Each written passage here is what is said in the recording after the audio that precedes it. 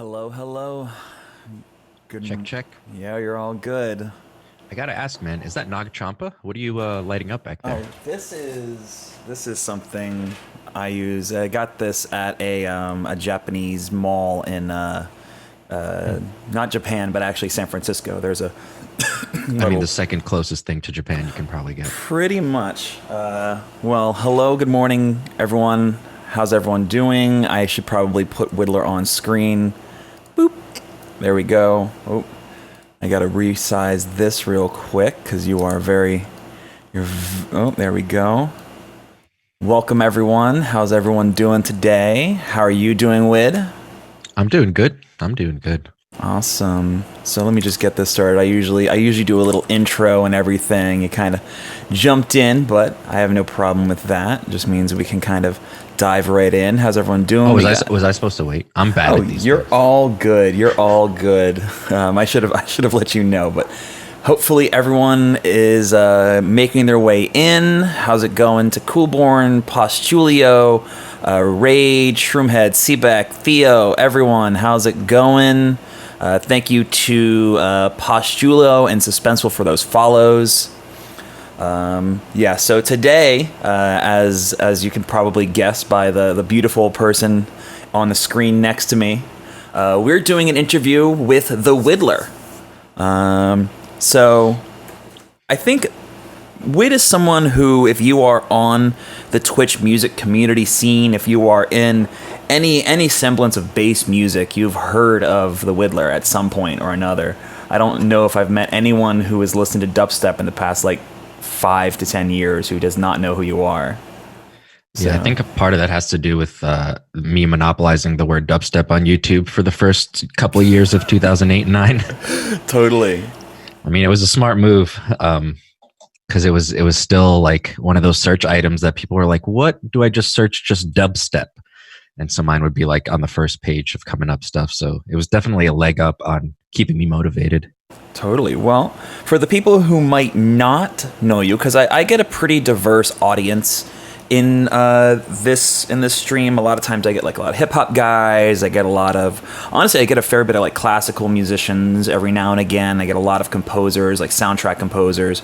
So for the people who are just meeting the Widdler for the first time, and I should say that's not a lot considering of the fact that you have like almost 45,000 followers on SoundCloud. Why don't you give us the introduction to the Wid? Um, I mean, at heart, myself, I'm just a music lover. I've always been a music lover. I started playing guitar when I was maybe 12 ish, I guess 11 or 12. Um, from there, I started, having like little fun bands and stuff. So it's the heart of the Widdler is just music love. But at some point, I discovered dubstep. I'd always been a fan of just like really cool sounds and stuff. And I'd always been a fan of heavy bass. So there was this time period where I was really listening to a lot of like heavy metal music and also chopped and screwed rap music, which is just basically slowed down rap music so that the sub bass gets so low that it's just like extreme. Um, and yeah, so I was kind of just doing both. I was doing hip hop beats, I was doing heavy metal stuff. And then suddenly, as I was looking for bass tests on the internet one day, I came upon it was like bass tests, Scream something, and it was like a track from Scream and Caspa, and from there it just snowballed. But I would say that the Widdler eventually turned into dubstep because of that. It evolved from just kind of any kind of music. My first track that I released under the Widdler is actually a house track, Nice. a 4x4 kind of just weird house track. And so from there, I just kind of, I figured out that I wanted to do this kind of bass heavy music, and it just snowballed from there. But I think the goal this whole time of Widdler has been to both introduce people who don't listen to dubstep into dubstep via different kinds of hybrid tracks that's like half dubstep, half I can recognize this, Mhm. and the other half is just enjoying bass music with other people. So that's kind of where it all came from and stemmed from, and the goal continues: just share music and share bass and stuff like that. Oh yeah, and I've noticed that like your big thing on Twitch specifically, because you're one of the bigger Twitch music production streamers. I'd say arguably one of the biggest. I've seen like maybe like Pandrez or some of the other like French Twitch producers like are rivaling, but you regularly break 3 digits in your view count, which is a pretty immense feat for someone who's just kind of doing music production, music feedback. Yeah. I mean, it definitely has to do with feedback. It has to do also with my schedule. I think that only streaming once a week, as much as it's limiting, it also can create a sense of excitement for people. Whereas they're like, oh, I'm working on this track that's sounding good. Oh, I have until Wednesday to showcase it or something. So I think that helps as well. I think another thing that really helps the view count in terms of feedback is just, it's kind of this like exponential growth where, I mean, maybe it's not exponential, but the growth happens where people come and more people get to hear your music, and then that way more people come. So it's like, you maybe not be able to share because there's so much more people sharing, and you might have to get skipped one week. But when you do get to share, you feel maybe more like you're showing more people your music and stuff. So I think that that's part of it, probably.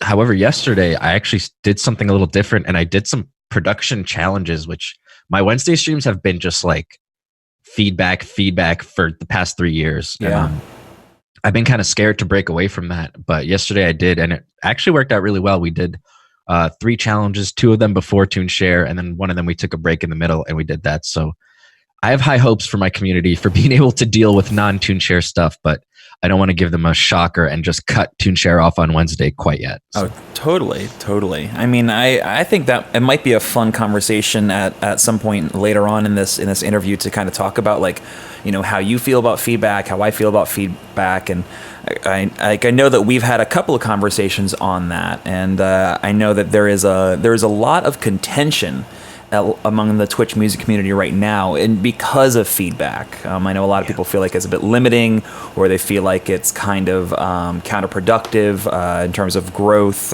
for the broader music scene on Twitch. But what I'm curious about right now is sort of like where your music now kind of came from at the start, because we got a little bit of that kind of where your original music inspirations come from, kind of the music that you got into. Did the places you live impact that at all? Because I know you're originally from Tel Aviv. Yeah, I mean, I moved when I was 2 years old, so I didn't really live in Israel a long time. But my entire heritage is Israeli. My family is there. We go visit yearly. And I was raised in an Israeli household. We spoke Hebrew. We ate Israeli food and stuff, and watched Israeli TV shows. And slowly became acclimated to America, and I'm kind of like a half-see right now, a no country for young Wid.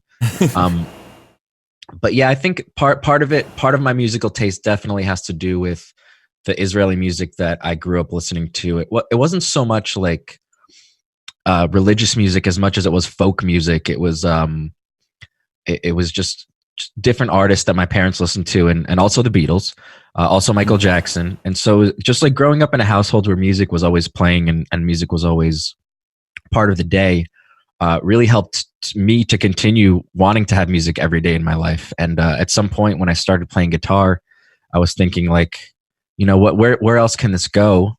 I have my guitar, and when I play it, I have it. It's great. But when I don't have it, I'm kind of lost. So that's when I asked my dad if he could get me a recorder or something. We slowly got into recording on an 8-track tape, and I had like some fun demos. And then moving on to that, I got Pro Tools, recorded my cover bands from high school and stuff. And Nice. And then it just rolled into not wanting to have to pull out the guitar every time, not wanting to have a whole band every time. I could just load up a program and I can have drums and sounds. So it's like, that's how it kind of like, I pushed away the guitar a little bit and went into like beat making. I did a lot of house stuff and a lot of hip hop stuff, and just a lot of weird stuff. So yeah, sorry, go ahead. No, I mean, I want you to keep going, but I'm curious, did you continue to use Pro Tools when you were first getting into production, or were you early on? Pro Tools was the first actually Cubase was the first DAW that I had, Sure. and I used that to record guitars and stuff. Then I moved to Pro Tools because I didn't like Cubase. From there, the first actual beat making program that I had was TJ Mixman. Never heard of that before. It was called. Let me really quickly Google this. DJ Mixman. It essentially it gave you Mixman DJ. It gave you a bunch of loops, and you can basically order them whatever you want. It would kind of put them in key together, and you can build a beat based on pre-made loops. And from there, I was like, this is really cool. Like, what if I want to bring my own sounds into this? And then my dad was like, oh, well, this is limited. Let's get you something better. And from there, I got Reason 3, which back then, holy crap, Reason 3 was crap.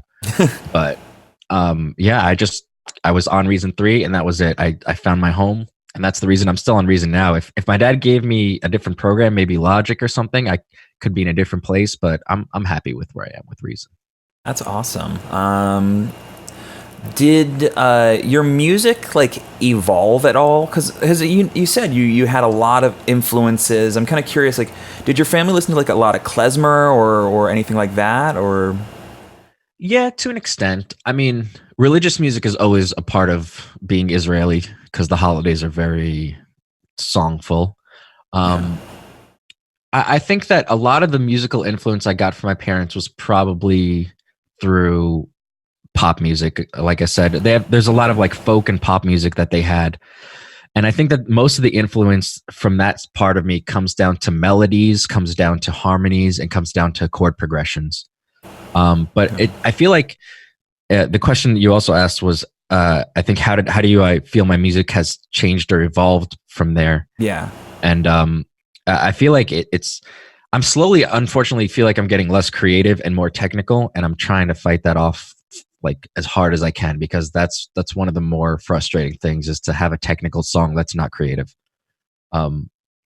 So I'm trying to get back to that a little bit, but besides that, I think it's just like if I hear a sound and whether it reminds me of something or not, if I can find a place for it in my head with other sounds, then that's where the inspiration point starts. And so it could be anything. Oh, for sure. I mean, someone in chat is saying like the first Wid tune they heard was Ion Drive, and your sound has changed a lot. Like, would you say that it's more of a like a natural progression? Like, if we listen to like the first couple of the Widdler tunes, and we listen to like, let's say your most recent release, can we hear kind of the through line, or would you say there's like big radical shifts? And if there were, like, what would those points be? I wouldn't say there's big radical shifts. There's definitely inconsistency throughout. That's one thing that's consistent, is inconsistency. I have never, not until the last couple of years, really cared about having a consistent mix down and having a consistent volume and just good stuff. I would just be like, oh, this track is done. It's creative. Like, let's get it out there. Let's throw it out there free. So if you're following like production, it's just really janky at first, and then it starts to level out. If you're going for like creativity, oh man, it's like the creativity started kind of slow. It grew for a lot. I think I peaked creatively like maybe 4 or 5 years ago. And I feel like I've just been dipping with creative and going up with production. So there's definitely, like, if you listen from the past to the future, there's a little bit better production value and less creativity. I'm not saying that I'm not creative anymore, but I can definitely tell from my old tracks that I gave less craps about certain things than I do now. Like I would do things because I wanted to, not because I thought it was technically right or something. Oh, for sure. Well, do you think that the technical knowledge is like hindering you, or do you think it's a question of you're not sure how to balance the two? It's probably both. I feel like whenever I start getting creative, the times that I'm more creative is when I'm just doing sound design. If I'm not focusing on making a song, I can get super creative. Like there's no goal, forget about it. There's no BPM, even better, just go for it. But as soon as I start putting those sounds into the context of a song, and a lot of my songs are 140 BPM, I'm kind of, and I've done that to myself. My career is very dubstep based, and I kind of, it's good for me to push that part of me because it is being successful. So it's like at the same time, when I take all that creative energy and I put it into this grid, I think that's where I start being like, okay, it has to do this and it has to do this. It has to do this because of this and because of this. Where it's no longer, oh, what am I feeling? It's more what needs to happen because of a certain reason. And I think a lot of that also has to do with the fact that I've been DJing pretty hardcore for almost 3 years. I didn't expect that when I started making music. Okay. At first, it was just about making the music, and then the interest came in for me to come perform my music, and from there, it's snowballed into. I feel like people consider me a DJ right now more than a producer sometimes, and Oh wow. it's a little frustrating because I don't want to be stuck in this position. But this 140 scenario is definitely the catalyst to help me move my music out there. So it's a double-edged sword.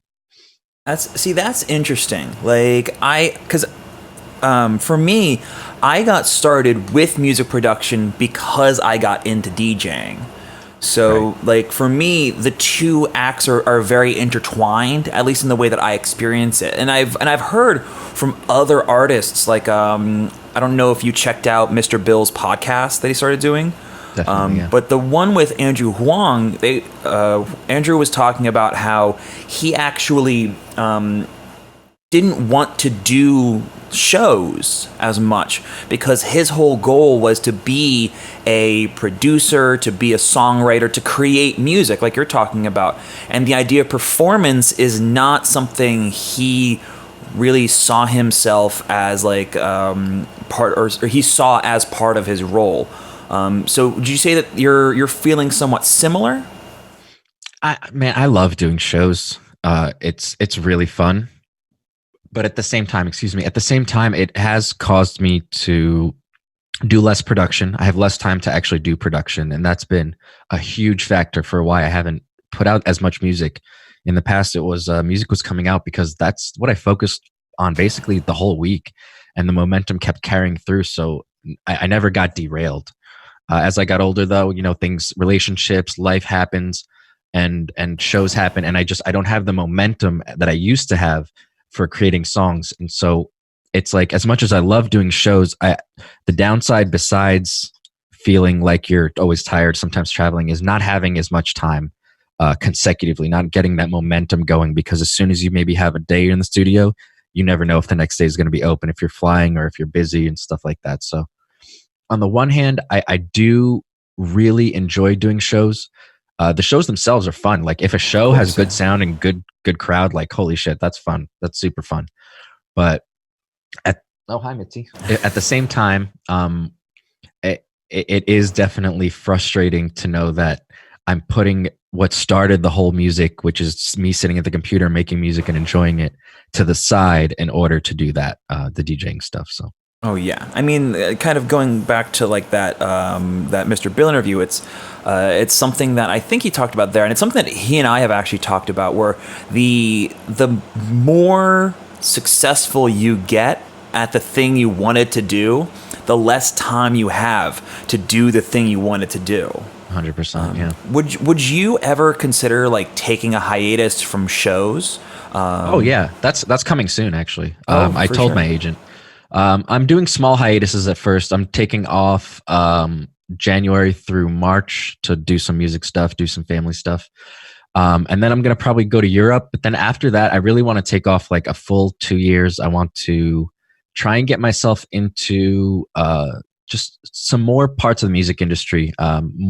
Actually more into linear media like movies, TV shows, games and stuff. Oh, I yeah, know that's yeah. a huge goal for everybody, but that's something that I really want to pursue. I've done a little bit of work with that. But yeah, I definitely need a hiatus because I don't know how these people do it, man. It's a huge burnout, even traveling just the weekends and coming home.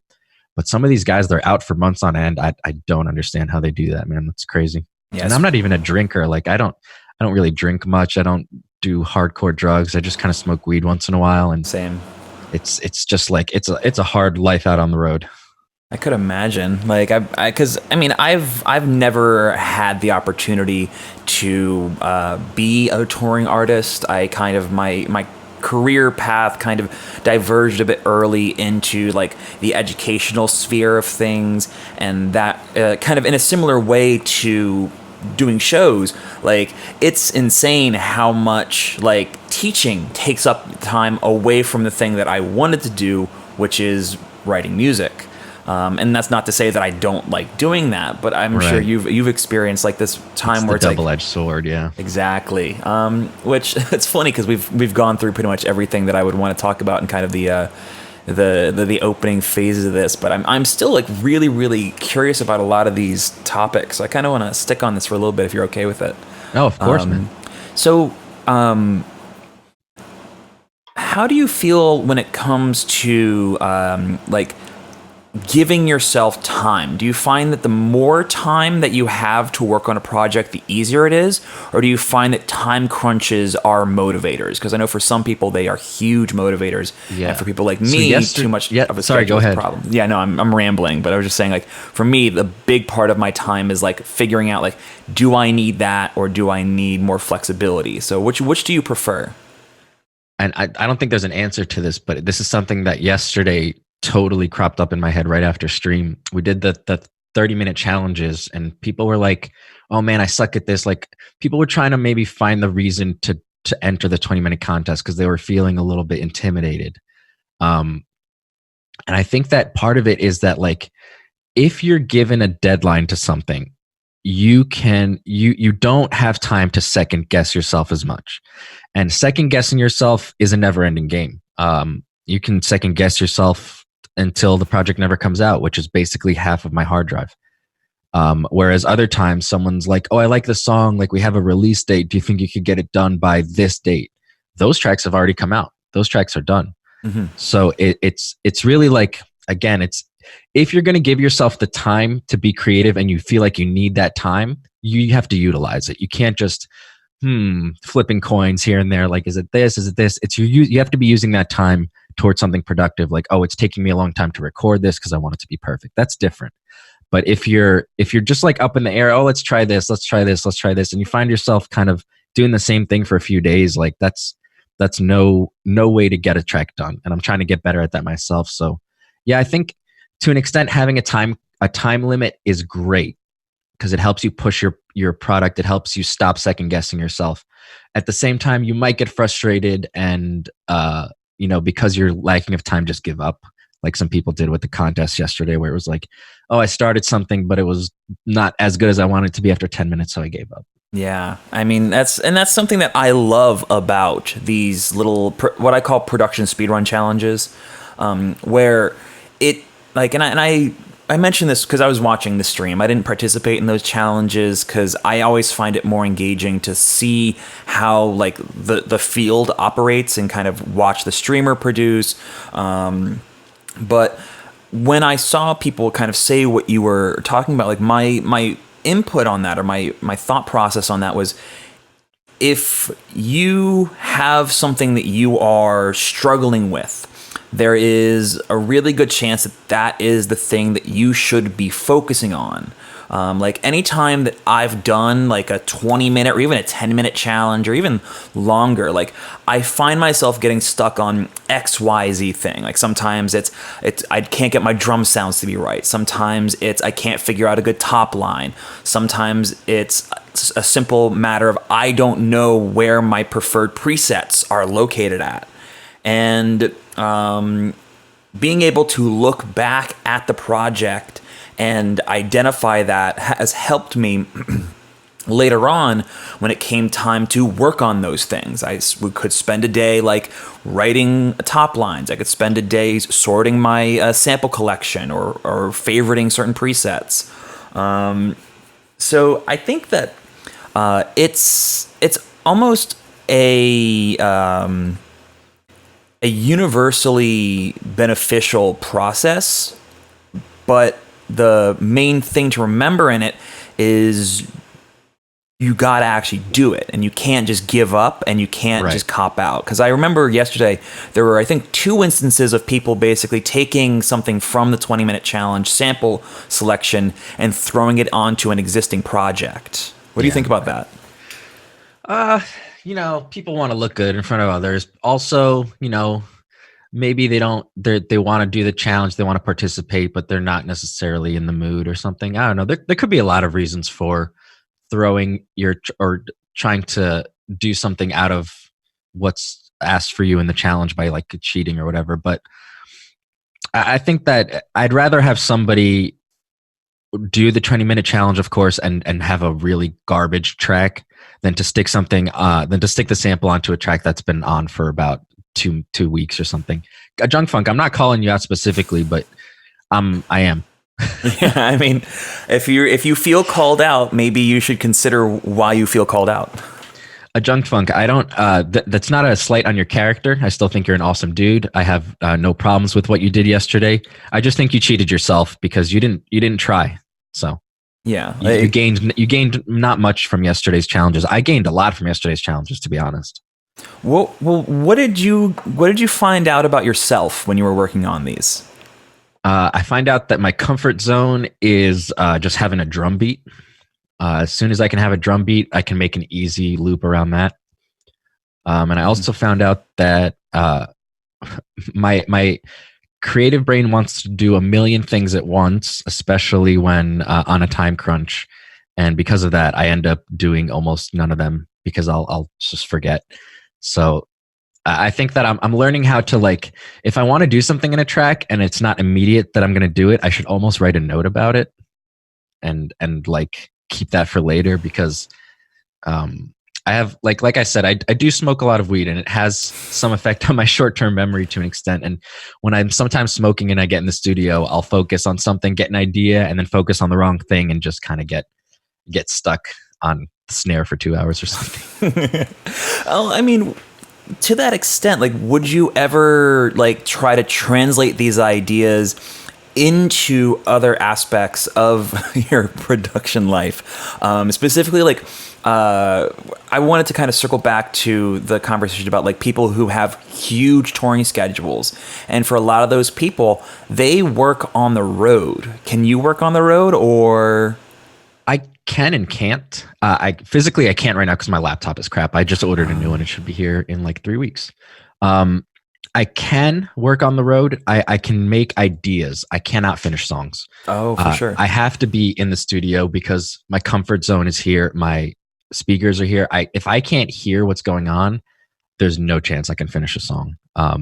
And as much as I hate to say it, like, I'm kind of reliant on Spectre right now. The app that I use to analyze audio. Mm-hmm. It's not so much that it'll tell me what to do right, but it'll point out what I'm doing wrong. And that has been a huge catalyst for helping my mixes get better, is pulling out the stuff that's wrong rather than doing what's right. Because there's not always an answer for what's right, but sometimes what's wrong is a little more obvious. So totally. Well, would you consider using like maybe a different workstation, or maybe like a different setup, or even just like giving yourself these challenges, like in terms of getting yourself to be more comfortable with different environments? Or is it something where like you don't want to change and you want to just stick with what is working essentially? Well, the reason I got this laptop is because I that's what I want to do. I want to be able to produce out of the studio. I had this talk with my stream not long ago about the frustration of the hot seat of being in front of your computer and just, you've done so many things here. How do you break away emotionally or mentally from something that you come back to as a habit? So it's like when I do make songs on the laptop, it's so freeing. I used to do it all the time on my laptop before it broke.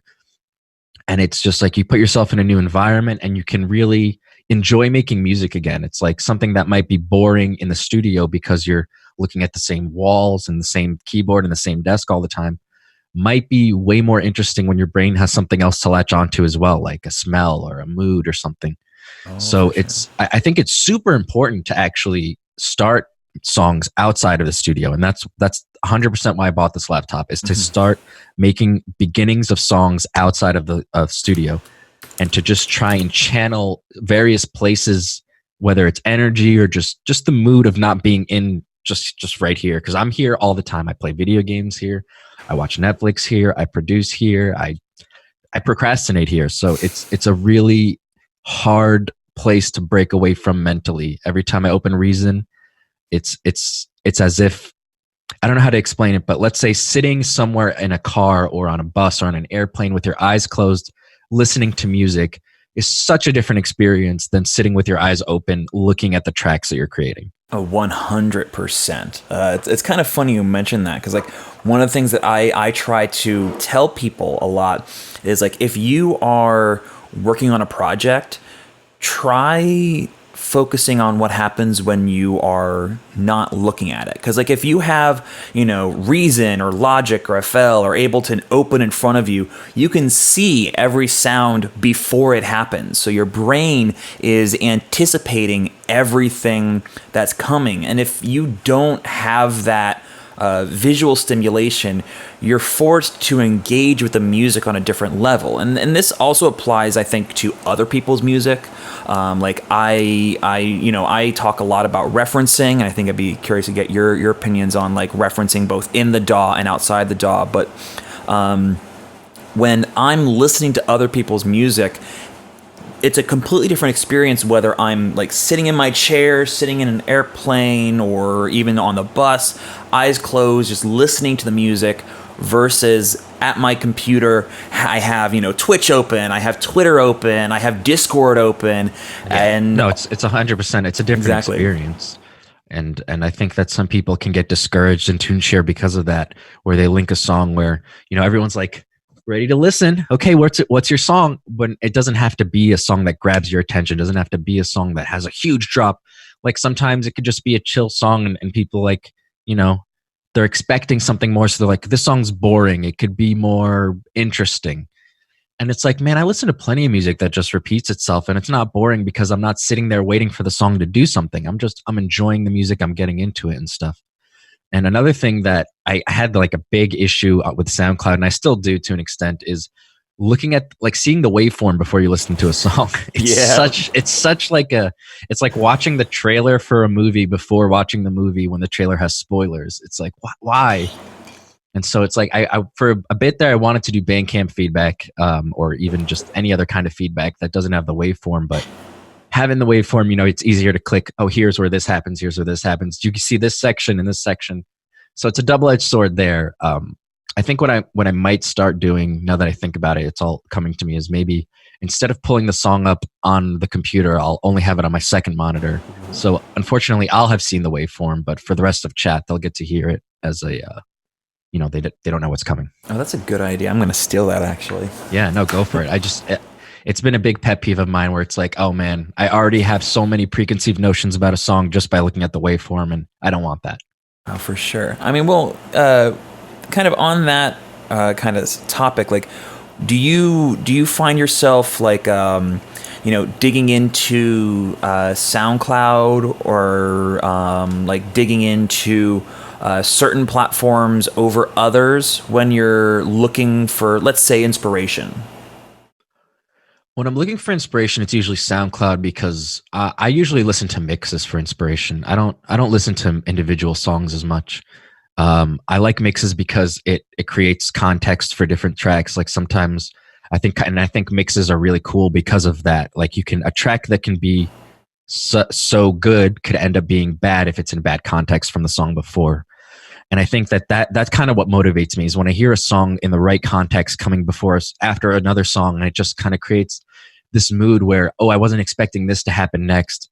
And it's like, oh, possibilities are endless. You don't have to make a song be a specific mood, because in the right context, it could fit perfectly. And I feel like every sound, every song, everything has a context, whether it's in a mix, whether it's in a life, whether it's in a movie, whether it's just a mood. It's like, every sound can be put into something and elevate both the sound itself and whatever it is that the sound is a part of. Oh, for sure. That's a cool idea. I didn't think about that. Like, I used to listen to a ton of DJ mixes. It's funny. Like, the very first EDM tracks that I ever listened to, outside of, like, I think I had, like, the first Skrillex EP that was released on CD, and beyond that, I had these online mixes by this Canadian DJ who I don't even know if he's still DJing anymore, called Da Bears, and he had all these trance mixes. And I'll admit, I was a trance head when I first got into dance music. I loved trance hardstyle. I was into hardstyle for a full year. It was, my mom hated it. It's awesome. And so like like I said, like I got into music through DJing, or I got into making music through DJing. So like the way that I conceptualize music is in that. But in the past like year or so, like I haven't listened to a single DJ mix. I haven't listened to a single SoundCloud mix. Like the closest I get is a Spotify playlist that I put on shuffle, and that's right. About it. So I mean, it's something that I'm realizing maybe I should go back to listening to DJ mix, and I should honestly figure out how the fuck I'm gonna get my CDJ set up in here so I can actually start DJing again. On that same kind of topic of just listening to music elsewhere, a lot of people ask me like, "Oh, what do you listen to?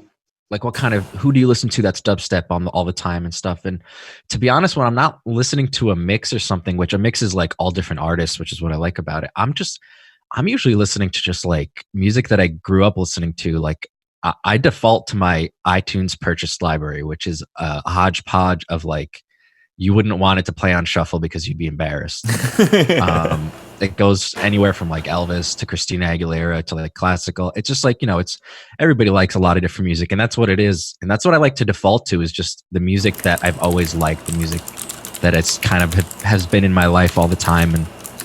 And so I do listen to more popular modern music, but not so much in the context of trying to enjoy and relax and stuff. I find that when I listen to new modern music, it's more of like, it's my creative head turns on instantly, and I'm analyzing, and I'm back in my head, and I'm thinking of DJ stuff. Whereas if I'm listening to, say, Simon and Garfunkel or Disturbed or whatever it is, like, I don't care about the technique. I don't care about the recording. I don't care about the mix down. I care about the melody. I care about the mood, and I will be singing along until Dandy tells me to shut up. So it's really like, I have like almost this musical bipolarity where I only make EDM music and I only listen to almost non-EDM music. But I do enjoy EDM music, like, as it is. I wouldn't be making it if I didn't enjoy it. No, absolutely. And that's something that I think is an interesting topic to kind of touch on, which is, your influences now as an artist. Like, are you finding yourself getting more inspiration from music or from experiences? Because like when I was talking to Bill on the first interview, he said that the majority of his music comes from experience, not from other artists he's listening to. Are you finding a similar thing, or is there a certain music that you are drawn to that kind of makes you want to write? I mean, I can get inspired. Usually a lot of times that I find myself getting a spark of inspiration will be at a show when another DJ is playing either before me or after me, and suddenly I hear something that I've never heard before, and it's loud and it sounds cool, and that'll spark it. But for the most part, I find that most of my inspiration and motivation comes from just letting sounds roll through my DAW. I'll just start opening up presets. I'll start opening up samples. Most of the time I'm like already doing something else. I'm pretty sure I have ADHD, but I haven't gotten tested for it. And I think that's something that I need to look into because it's been affecting my production. But basically my second monitor originally was supposed to be, for more production. And it's just turned into like, what can I keep my brain occupied with while I'm searching for samples, while I'm on the downtime? Because all that extra downtime, if I'm not distracted, I kind of overthink things, I think. So I think the way that, I start to get inspiration rolling is I'll be doing something and then I'll hear a sound, and then slowly I'll maybe turn Netflix down a little bit, work more on the sound, start turning it down more, and eventually it'll tip over into working on the song. But it hardly ever starts with silence and me in the DAW. So it's kind of strange for me to get the ball rolling too. Well, I mean, on that note, like, how do you feel about, what's the best way to phrase this? I guess the way that I kind of think about this is like intentionality in your production. Like, do you find yourself struggling with this idea of like, I'm just going to open the DAW and make music, or I'm just going to come in and I'm going to do sound design? Like, is there any sort of focus, or do you find that focus helps, or do you not even think about that? I mean, I'm trying to think what I default to. I'll usually like come in because every night I open up Reason every day. It's not, I don't go a day without trying to make music. I had maybe a couple of weeks, the last few months where I really didn't open it, but for the most part, the last 5 years of my life have been every day open Reason. And when I do open it, the first things I'll default to is either like a sampler. I'll open up Contact a lot just because I like samples. I think they open up creative parts of my brain that make me think of other things. Whereas once I start with a synth, um, I start to hear more of my own songs first when I start to make synths first. Okay. Rather than the possibility of a new song. I hear songs that I've made before in the past. So it's I do approach Reason and I do sit down thinking I want to start something. I just never know what it's going to be. Is it going to start with, and in the past, it was always drums. For about a year straight, I sat down and I started with drums. And I have probably like way too many drum projects because of that. But it's good to like go in and pull from. So I think right now, my new thing that I'm going to is just kind of like I will open up Contact and I'll open up maybe a granular device and I'll work with samples just to create either a soundscape or some kind of lead or something. I don't know. It depends. Or I could just, get a new sample pack or get a new preset pack for Serum, load up one sample, hear one note and be like, oh, I have an idea. So it could really be anything. Totally. Well, I guess from there, what are you currently working on? Like, what is coming out in, let's say, like the next 2 months for the Widdler? Either music or shows. I don't know when it's slated for release. I don't think it has a date yet, but I sent over the pre-masters and they've gotten mastered already. I have 3 songs coming out with Crucial Recordings, which is a guy named Sleeper's label. But besides that, like my releases are few and far between. The only things that have been coming out are freebies because it's so much easier for me to push out a freebie than it is to have to deal with a label. And both because I'm, sometimes I'll finish a song and it'll be like, it's ready. I want it out now. I don't have the patience to wait 4 months for it to come out. So I put that out for free. Whereas other times I'd have sent a bunch of demos to friends and then they say, oh, I like this song. Do you think you could work on it? And so it slowly gets into, yeah, I can work on that for you. And so then they'll pick specific songs that will be aimed towards the label. But rarely will I make a song and then shop for a label. So it's weird. I don't have a lot of stuff coming out, but I also, here's the thing. A lot, I think, of the reason people come to my shows is because of that dub exclusivity. A lot of my stuff isn't released, but you can hear it at my shows really loudly on a good system. So it's kind of like, to one side, I want to release more music, and to the other side, I kind of need to keep it exclusive because it's helping the demand of my shows as well. Oh, that makes sense.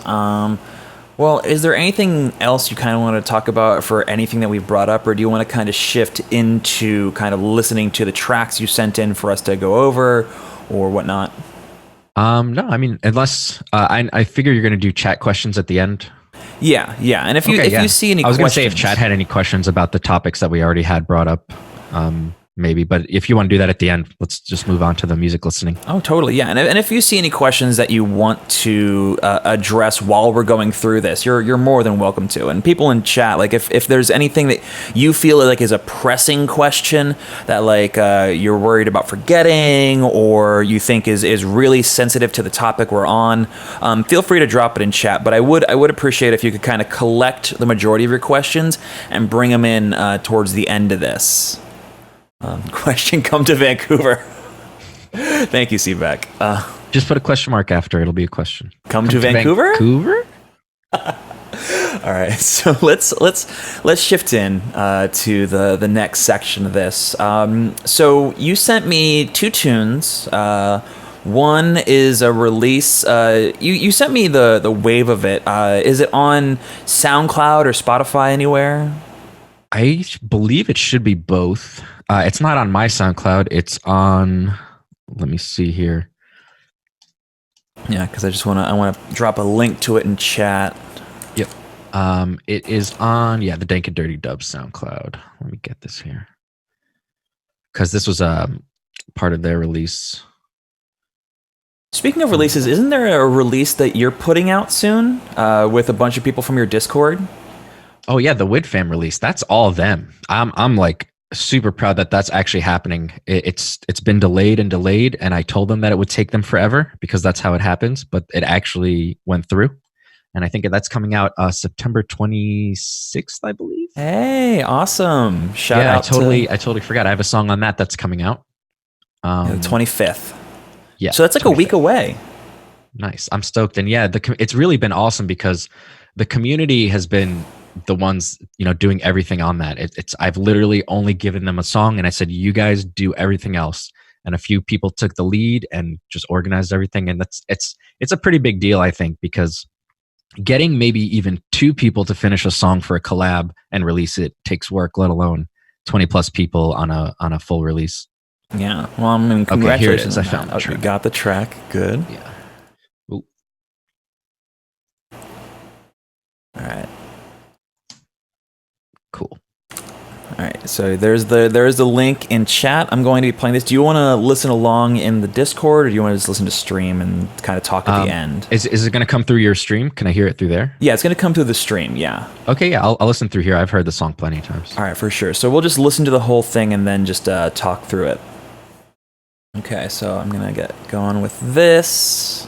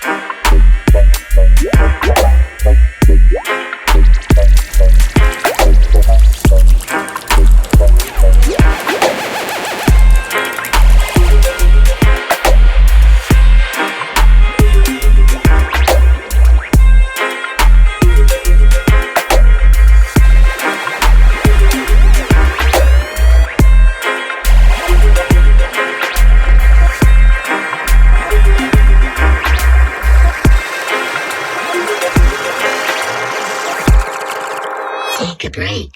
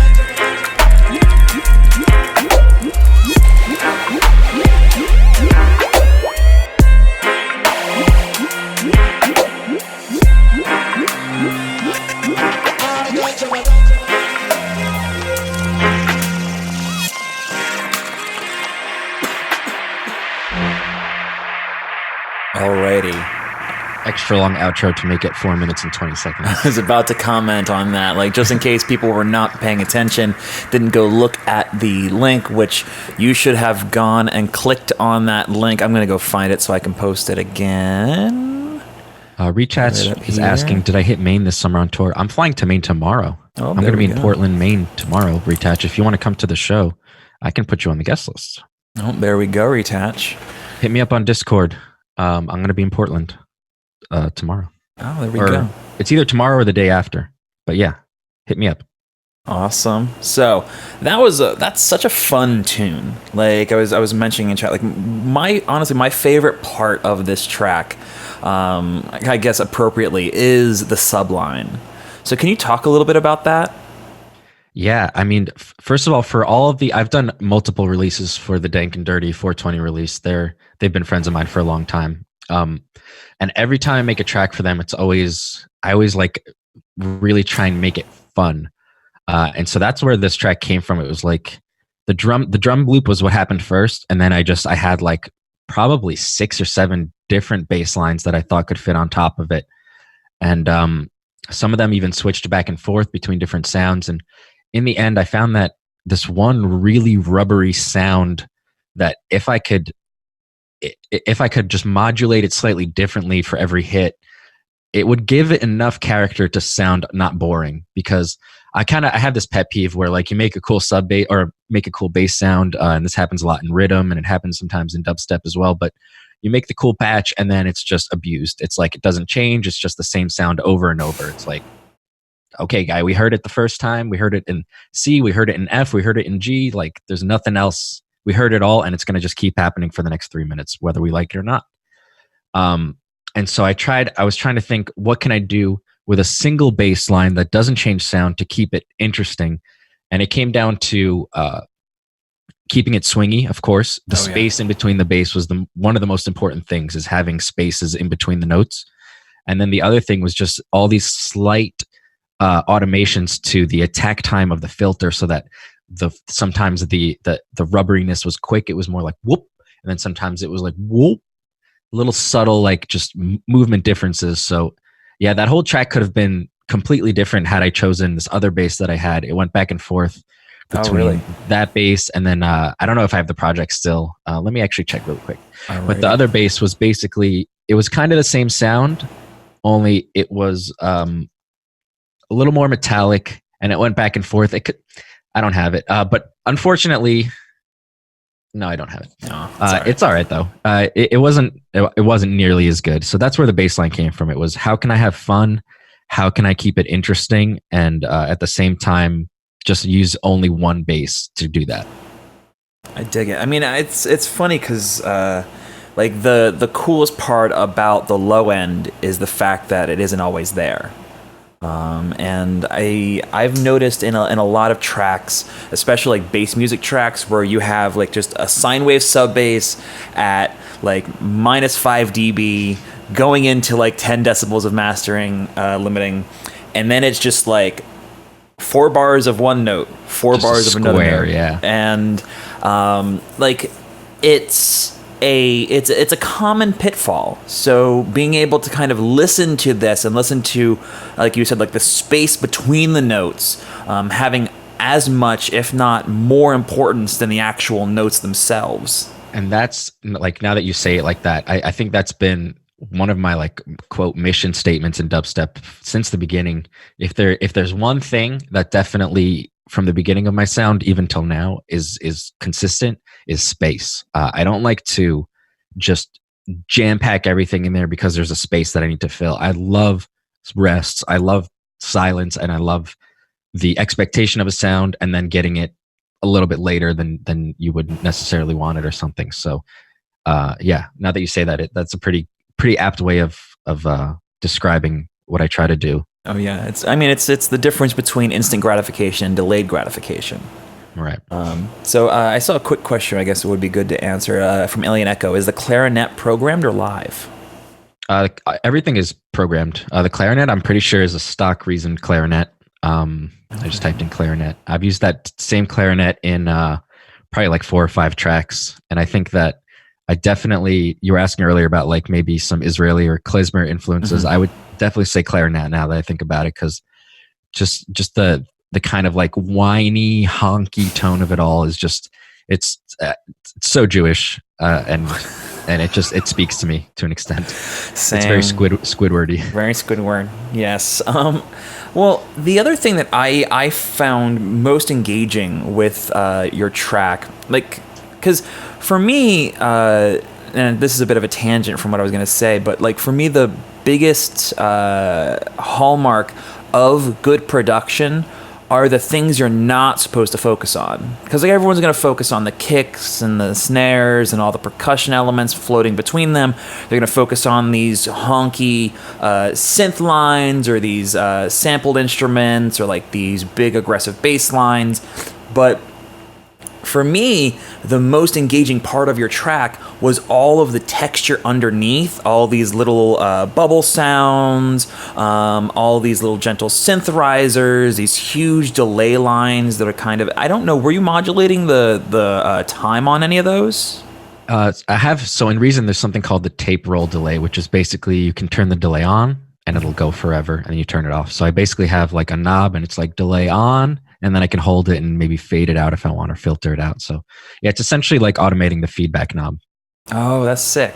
But yeah, speaking on what you just said there, where people focus on something when they're creating a track, a lot of times when I'm listening to a song for the first time, and like, let's say you're enjoying a song, you almost don't hear the individual elements for what they are yet. When you hear a good song for the first time and you're excited about hearing it, you almost like you can get immersed into it where it becomes a whole thing, you know?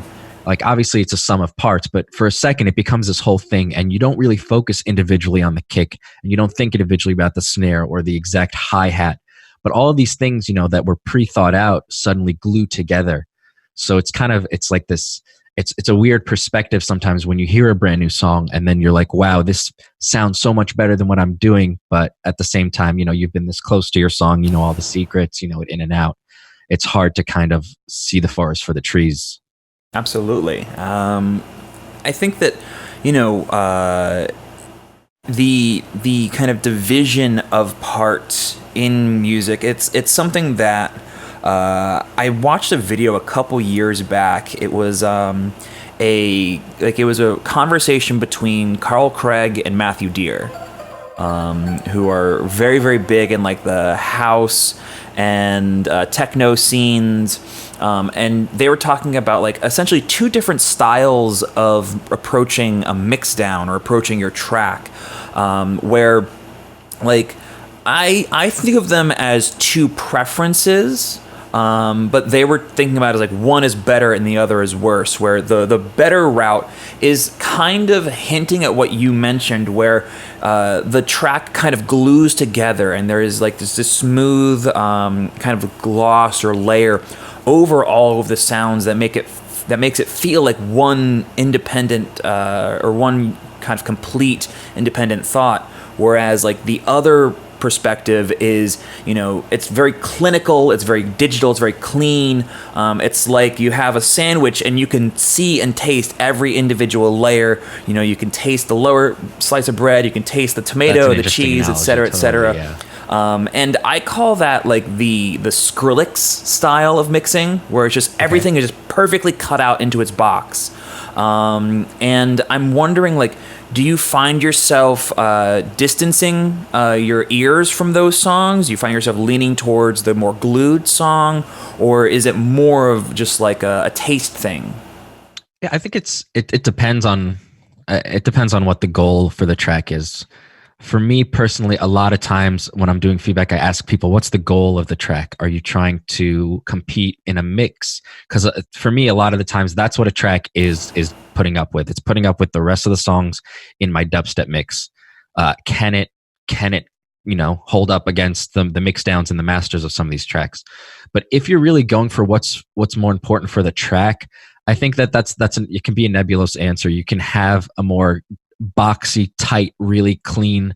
I almost call it like the Disney mix down, because I used to listen to a lot of Disney songs for their production value. They were so incredibly tight and clean. I remember we went, my high school went to Disney on a trip for the choir, and they gave us like these CDs. And that's actually, I didn't buy a Disney CD. I got a Disney CD. And when I listened to it, I was so impressed by how amazingly, like, it was perfect. Like, there was, from my ears at the time, I was like, there's nothing wrong with any of this. It's all amazing. But the question again is, it's like, what's the goal for your sound? Is it, if you want it to be loud and if you need it to be perfect for a mix, then you go for that. You should push for that perfection or whatever it is. But if your song is really just, about to hold itself on its own, it's not about putting it into a mix. It's not about having it be part of something else. It's just a song on its own. I think you can get away with having, that answer becomes, there's more than one good mix down, but there's probably a few bad mix downs. Yeah, I like that. I really like that idea where it's like there is no such thing as like a good or perfect mix down, but there are definitely plenty of ways that your mix down can be wrong for what you're going for. Yeah. With this track, I feel like, if this track were more clean or more pristine in like every single way, like I wouldn't kind of appreciate the way that like all the Foley samples that you put in to kind of set the weed theme of the track. It would feel disconnected. It would feel like essentially like a sample was put in rather than like I'm sitting in a room listening to music while my friends are passing along the bong. Yeah. Now I have another song too called Shipwrecked, which is it's a totally pirate themed song, and it starts off with like people cheersing beer and like yelling and singing songs and stuff. So I find that, like, I think part of the fun that I have with making a fun song is creating an immersive environment where if you close your eyes or if you really feel like you want to be a part of the music, you have more things to imagine and latch onto than just the song itself. There's kind of like an atmosphere, a mood, a room. A song has like an atmosphere, and if you can further that by putting in little hints of I don't want to call it what's the word I'm looking for, subliminal messages, Mm-hmm. but you sometimes don't even notice that you're hearing maybe like a bubbling thing or a cough or something, and it just kind of makes it feel more natural. Absolutely. Well, it's I'm noticing in a lot of your tracks, there is a fair bit of Foley and kind of a lot of almost cinematic storytelling in your tracks. 100%. Would you say that's like a big part of your production? Yeah, it's gotten more that way. I've always loved movies, like hardcore movie lover, to the point where if I see a good movie, I unfortunately I live in that movie for a few days. I listen to the soundtrack. I like brood around the house. Forget about it. I'll be in that mood, to the point where that really influences, I think, a lot of the music the intros and the music that I've always made. One of the first songs that got popular of mine was Red Rum, and that's a bunch of samples that I grabbed from The Shining. Mm-hmm. From there, I grabbed a bunch of samples from Neverending Story. I made a song called The Nothing, and then there was Chubby Sub, where I grabbed a submarine sample from Austin Powers. It just kept snowballing. So I think that coming into music, it was definitely, like I said, how I have Netflix on my second monitor. I'm always watching, or I'm always taking in something creative before I start doing something creative. I feel like it's hard for me to just get an idea, but if I'm suddenly watching a movie and then I'm like, I hear something or I notice a mood and I'm like, oh, that could translate into something. So yeah.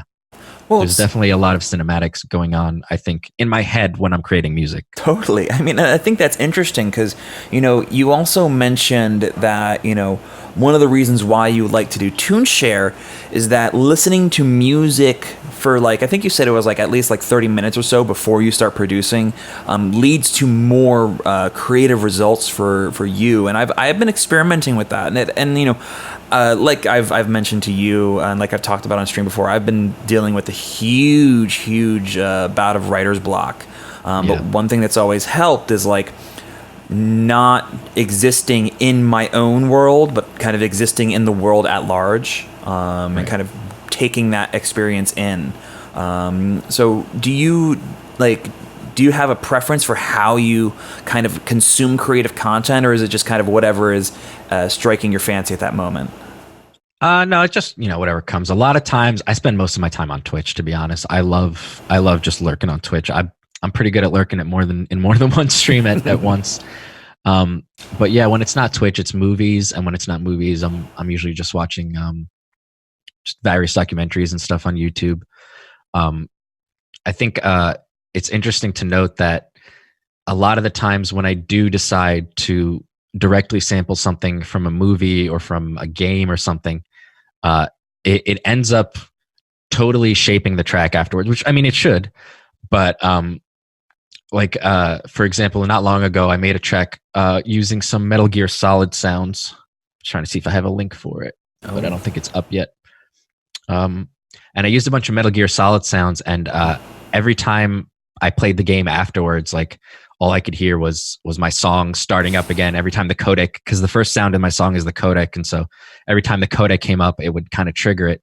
And so I guess what I'm trying to say is that there's this interesting thing that happens when you sample something that started somewhere else. Like, for example, a quote from a movie, and then when you hear it in the song a few times, it suddenly becomes part of the song. When you watch the movie again, it disconnects from the movie. It's almost as if the movie pauses itself to play the line and then continues with the movie, because you know it beat for beat. You know it exactly. So it's like suddenly you're in the movie for that 1 second where you know exactly what they're going to say, and then it's gone.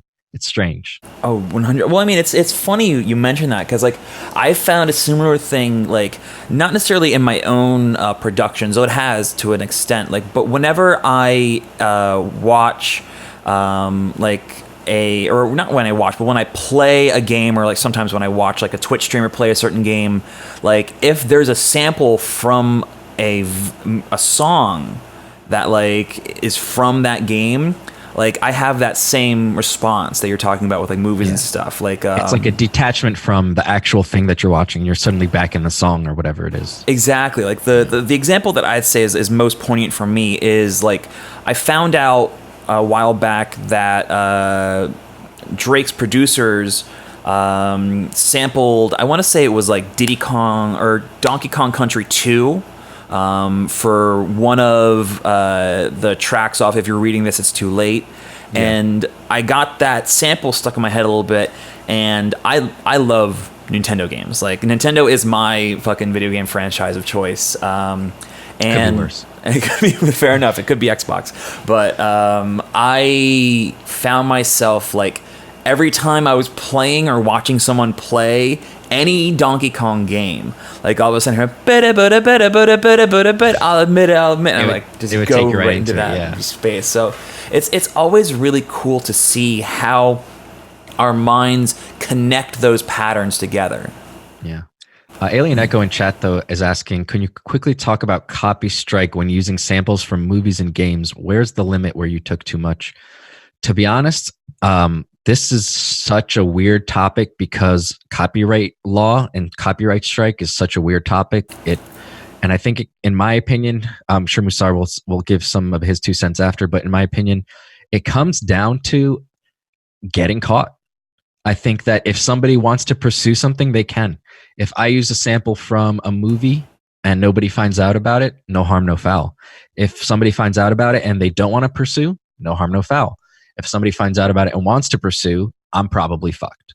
So I think it's a question of how will they find out? Are you blatantly ripping something off that maybe you feel like shouldn't be completely ripped off and maybe you should change it a little? But at the end of it, if like I have an Aaliyah vocal that I ripped that's been printed on vinyl, and when they put it through the copyright protection detection or whatever, it just came out clear because I guess I had pitch shifted the sample enough. It was hidden behind my song enough. So I think if you're working with samples that you manipulate enough, you don't have to worry about anything. If you're like really utilizing your DAW to change up the sound, you should be okay. If you're copying a direct sound like a vocal, like somebody speaking from a movie, you should be okay. I have never really heard of somebody being sued from that. The only actual case I've heard of somebody getting sued in the dubstep community actually was Chase and Status got into a big lawsuit because of their song Eastern Jam. Oh. They basically, I don't know what the exact Bollywood movie was. But they basically, yeah, they took a straight sample from a Bollywood movie, and the Bollywood film decided that they were going to pursue, and they did. Um, so all I can say is, in my opinion, just work smart. Utilize, processing samples, because that helps. And if you are gonna, use a sample, just make sure that you understand the consequences if they decide to pursue.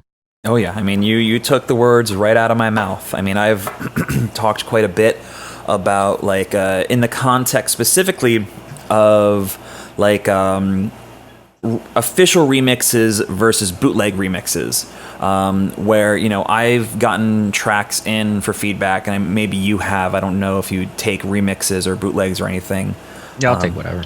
So a lot of times when I get a track that is a remix, quote unquote, or listed as a remix on SoundCloud, and the person has like 20 or 30 or 40 followers, my question is, did you get permission from the artist to do this? They almost always say no, and my thing is like, you got to be aware that you're technically breaking a specific legal set of information that, like, if they wanted to, they could sue the ever-living fuck out of you, and it would be no good for anyone. It's definitely a case-by-case basis, and that's the unfortunate thing about copy strike, is it's a case-by-case basis. Yeah, it's all a matter of what you can get away with and what they can prove. Like Seebeck is asked, like, what do you do when you made the sound from scratch and someone claims it? Like, there was a hardstyle producer who comes in my streams a bunch, who was talking about in my Discord how he got copyright striked for an original song that he made with no samples used from another artist by another hardstyle artist.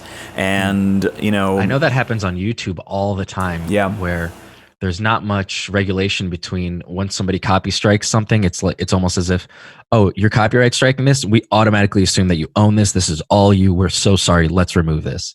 Like, they always default to siding with whoever's copy striking rather than trying to do a little bit of research. Oh yeah, and for anyone who has to deal with this issue, when you are appealing a copyright strike, the human test, the human verification is not that they have an employee of Google or of YouTube or whatever listen to your song and figure out whether or not you made it.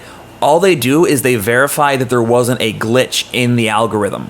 They just make sure, they run the algorithm test again, and if it has the same result, you're screwed. Foolproof. So yeah, you gotta be really careful. How do you know if you get claimed? You'll know. You will know. I mean, on Twitch, getting claimed means they'll either remove your VOD or just mute a part of it. On YouTube, they'll probably mute the whole video or remove it. And SoundCloud, they'll straight up remove it. If you upload something to SoundCloud that's got copyright strike on it, they won't even, I don't know if you even get a notification anymore. They'll just disappear. Yeah, they pretty much just send you an email saying, "Hey, this track is getting taken down."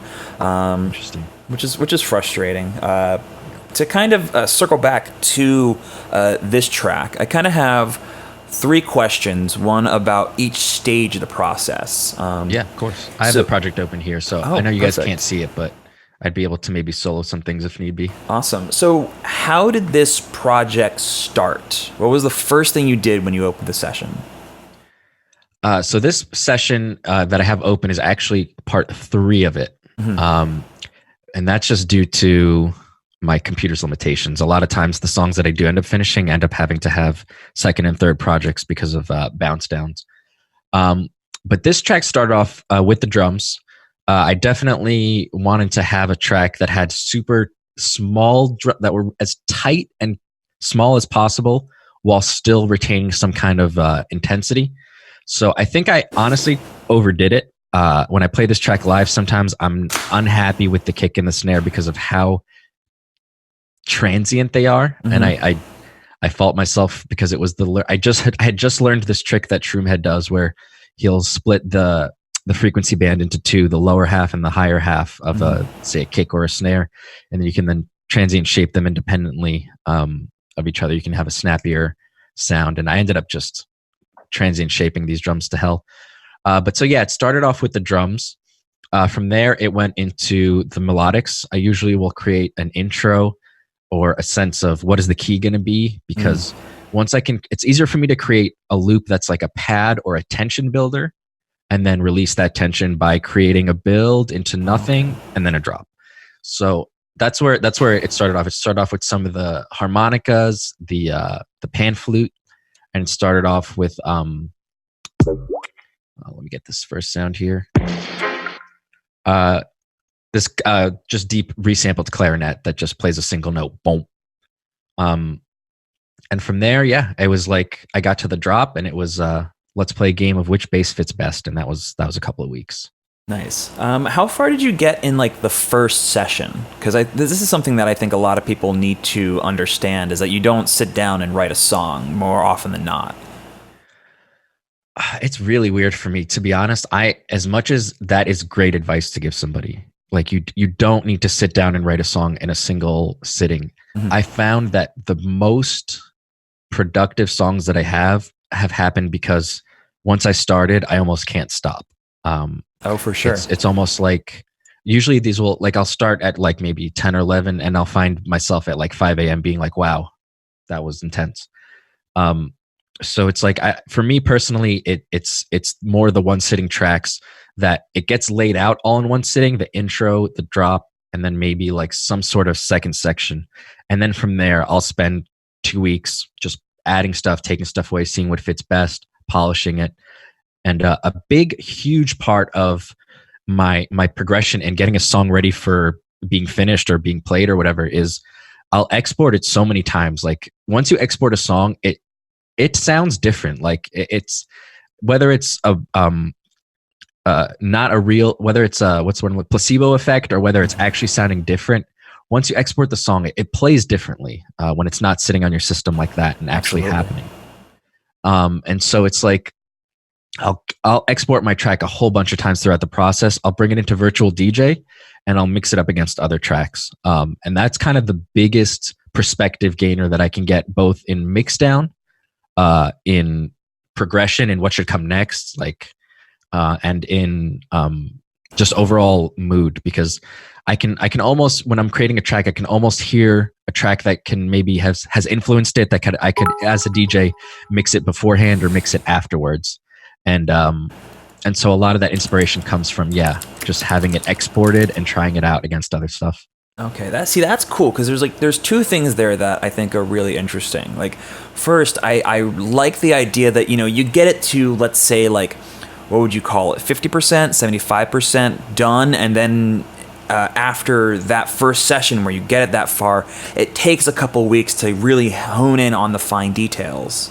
Right. And then the other thing is like actually getting the song out of your DAW and not just having it loop in the DAW. And something that I've been kind of trying to do nowadays to make myself finish more tracks is, no matter how far I get in the project, I have to export what I have. So it makes me think about, like, well, what would I want to have in this to get it something that I would actually want to listen to it, so it's not just like 8 seconds of a loop. Right. And I think the other double-edged sword of exporting your song might be, and this has happened to me plenty of times as well, let's say you're working on a demo and it gets to a certain point, and either you're exporting because you're excited and you want to share it with somebody, or whatever reason it is, you're exporting it and you're ready to listen to it outside of the DAW. You listen to it a few times and you get attached. You end up not wanting to change things or not knowing what to add, because in your head you've created that song and you've gotten used to it. And it's kind of like you're almost shit out of luck at that point, because you don't have an objective opinion left on the song anymore. Everything is almost a guess. And you can still come out of that with a good song. There's nothing wrong with that. But I think that you lose some sort of control when you've dedicated a demo for so long that you think is not done, and you over-listen to it. Like Seebeck says, it's not good to over-listen to, I think, a demo. It's good to have it open and to work on it, yeah.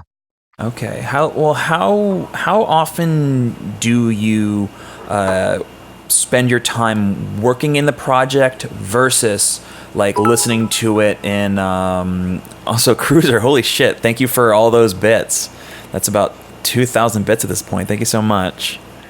But it's a weird balance. I find I have a really big problem of listening to the song on loop. And it's something that obviously I've been catching myself actively doing, which is the first step, is get out of the loop zone. But it's like, yeah, sometimes you'll make a part that's cool and I'll just over listen to it like a bunch of different times. And so it's something that I'm dealing with myself, this kind of balance of moving on or continuing to listen to and work on a section. And a lot of that comes down to why I export the song in the first place, because after I export it, and for me, 90% of the time, I would say even 95% of the time, the goal for me is export a song so I could play it in a mix, to play it in a live DJ set. That's just where I am right now. Mm-hmm. And so as long as I can export it and try it in a set, I can get so much insight into things that I want to change, things that I want to update. And that's where I get most of my perspective. When I'm in the DAW, it's kind of a guessing game. Okay. So when you're basically, what you're doing, what it sounds like is you're doing a reference check on the tracks, but you do it in the context of a DJ mix. Do you ever do it in the DAW? 100%, yeah. Okay. The issue that I find frustrating, and I tell people too to use reference tracks in their DAWs, I think it's great. The downside, I think, to using a reference track in your DAW is that you're putting it up against, even if you lower the volume, you're putting it up against, quite a lot of dynamic change. If you're trying to have your drums be the same dynamics as a song that's already mastered, it's almost impossible, because if there was a way to get a pre-master of the song that you're listening to, that would probably be the best reference mix. I think reference mixes that are mastered are great for trying to achieve a balance and a goal, but trying to copy is not the best idea because of dynamics. And just dynamics, in my opinion, is the thing that you lose with a reference track. So when I'm doing a reference listening in the DJ setting, it's having already pushed my track through a mastering patch. I'll rarely put a pre-master up against a master, even if they're volume matched, because the dynamics are going to be so different that one track's going to feel really full, the other one's going to feel hollow because of its lack of fullness. So, yeah, I think it's important to do references, but it's also important to know what the track's mastering has done to it to make it as full as it is, because mastering is a big part of that as well. Oh yeah. Well, on that, do you ever work or write into a mastering chain? Like, do you work with the pre-master already on your track, like even if it's just like a temporary one? I used to, because I found, and I think that there's nothing super wrong with it. I think that if you're advanced enough to know what you're doing in your DAW, and you want to produce into a limiter or into a mastering patch, I think it's okay. You're getting kind of a less biased approach as to what the final product will be. But if you're producing into a limiter or a mastering chain as an amateur, and you're using that to balance your mix, as soon as you take it off, your track loses everything. So I think I understand why some people would produce into a limiter. It kind of keeps the hype going. And then if you later on, you can always take off the limiter and work on the mix a little more. I think that's okay. I think the downside is people using it as a crutch to balance their mix, because of course it'll sound better through a limiter. Totally. I actually think that's a really good point. I've been experimenting with having the mastering chain on my master, but not enabled. So at any point I can kind of flip it on and get kind of that hype check.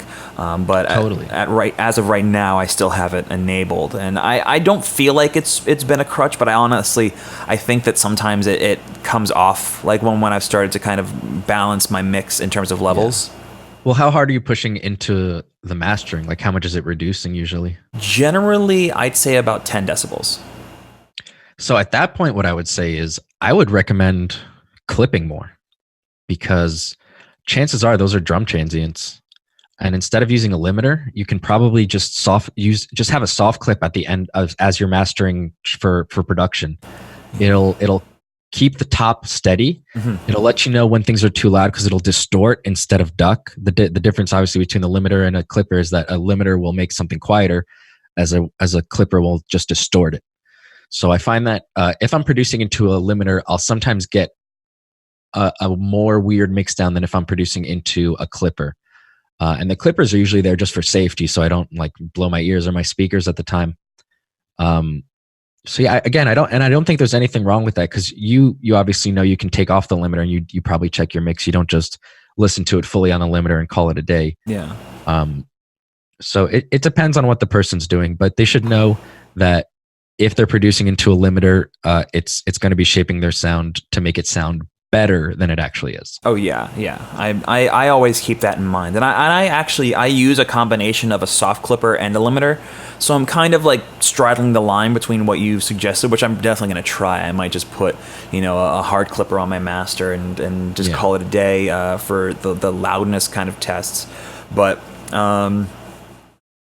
Do you have like any particular mastering chains you work with, or do you kind of vary it based on the track?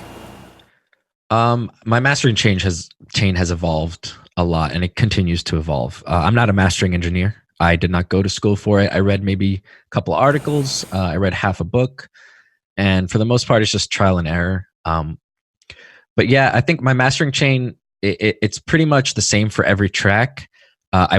I'll have all my tools ready to go, but for the most part, I don't always use them all. The main thing that I'm doing when I'm mastering is just checking that the low end is clean. I don't want any low end in the sides, so I'll usually just cut out the lows of the sides. I'd like to make sure that the balance between the mid and the side signal is good. So worst case scenario, I'll put a compressor or a limiter on the side signal by itself. And then from there, it's just about, if it needs any multibanding, it's usually the low end that'll get the multiband. I don't multiband the high end or the mids. I'll usually just focus on the sub in a multiband. And then from there, it's just a limiter and any EQ that it might need. I dig it. What about like the middle part of this song? Like not like in time, but like after the first session, how did you get it from there to maybe not finished, but like 90%, 95%? Jamming. My like 90% of my production forward is jamming. Like I'm not very much a clicker. I don't click things in. I don't do things in the piano roll. The most things that I'll click in are patterns on a drum sequencer.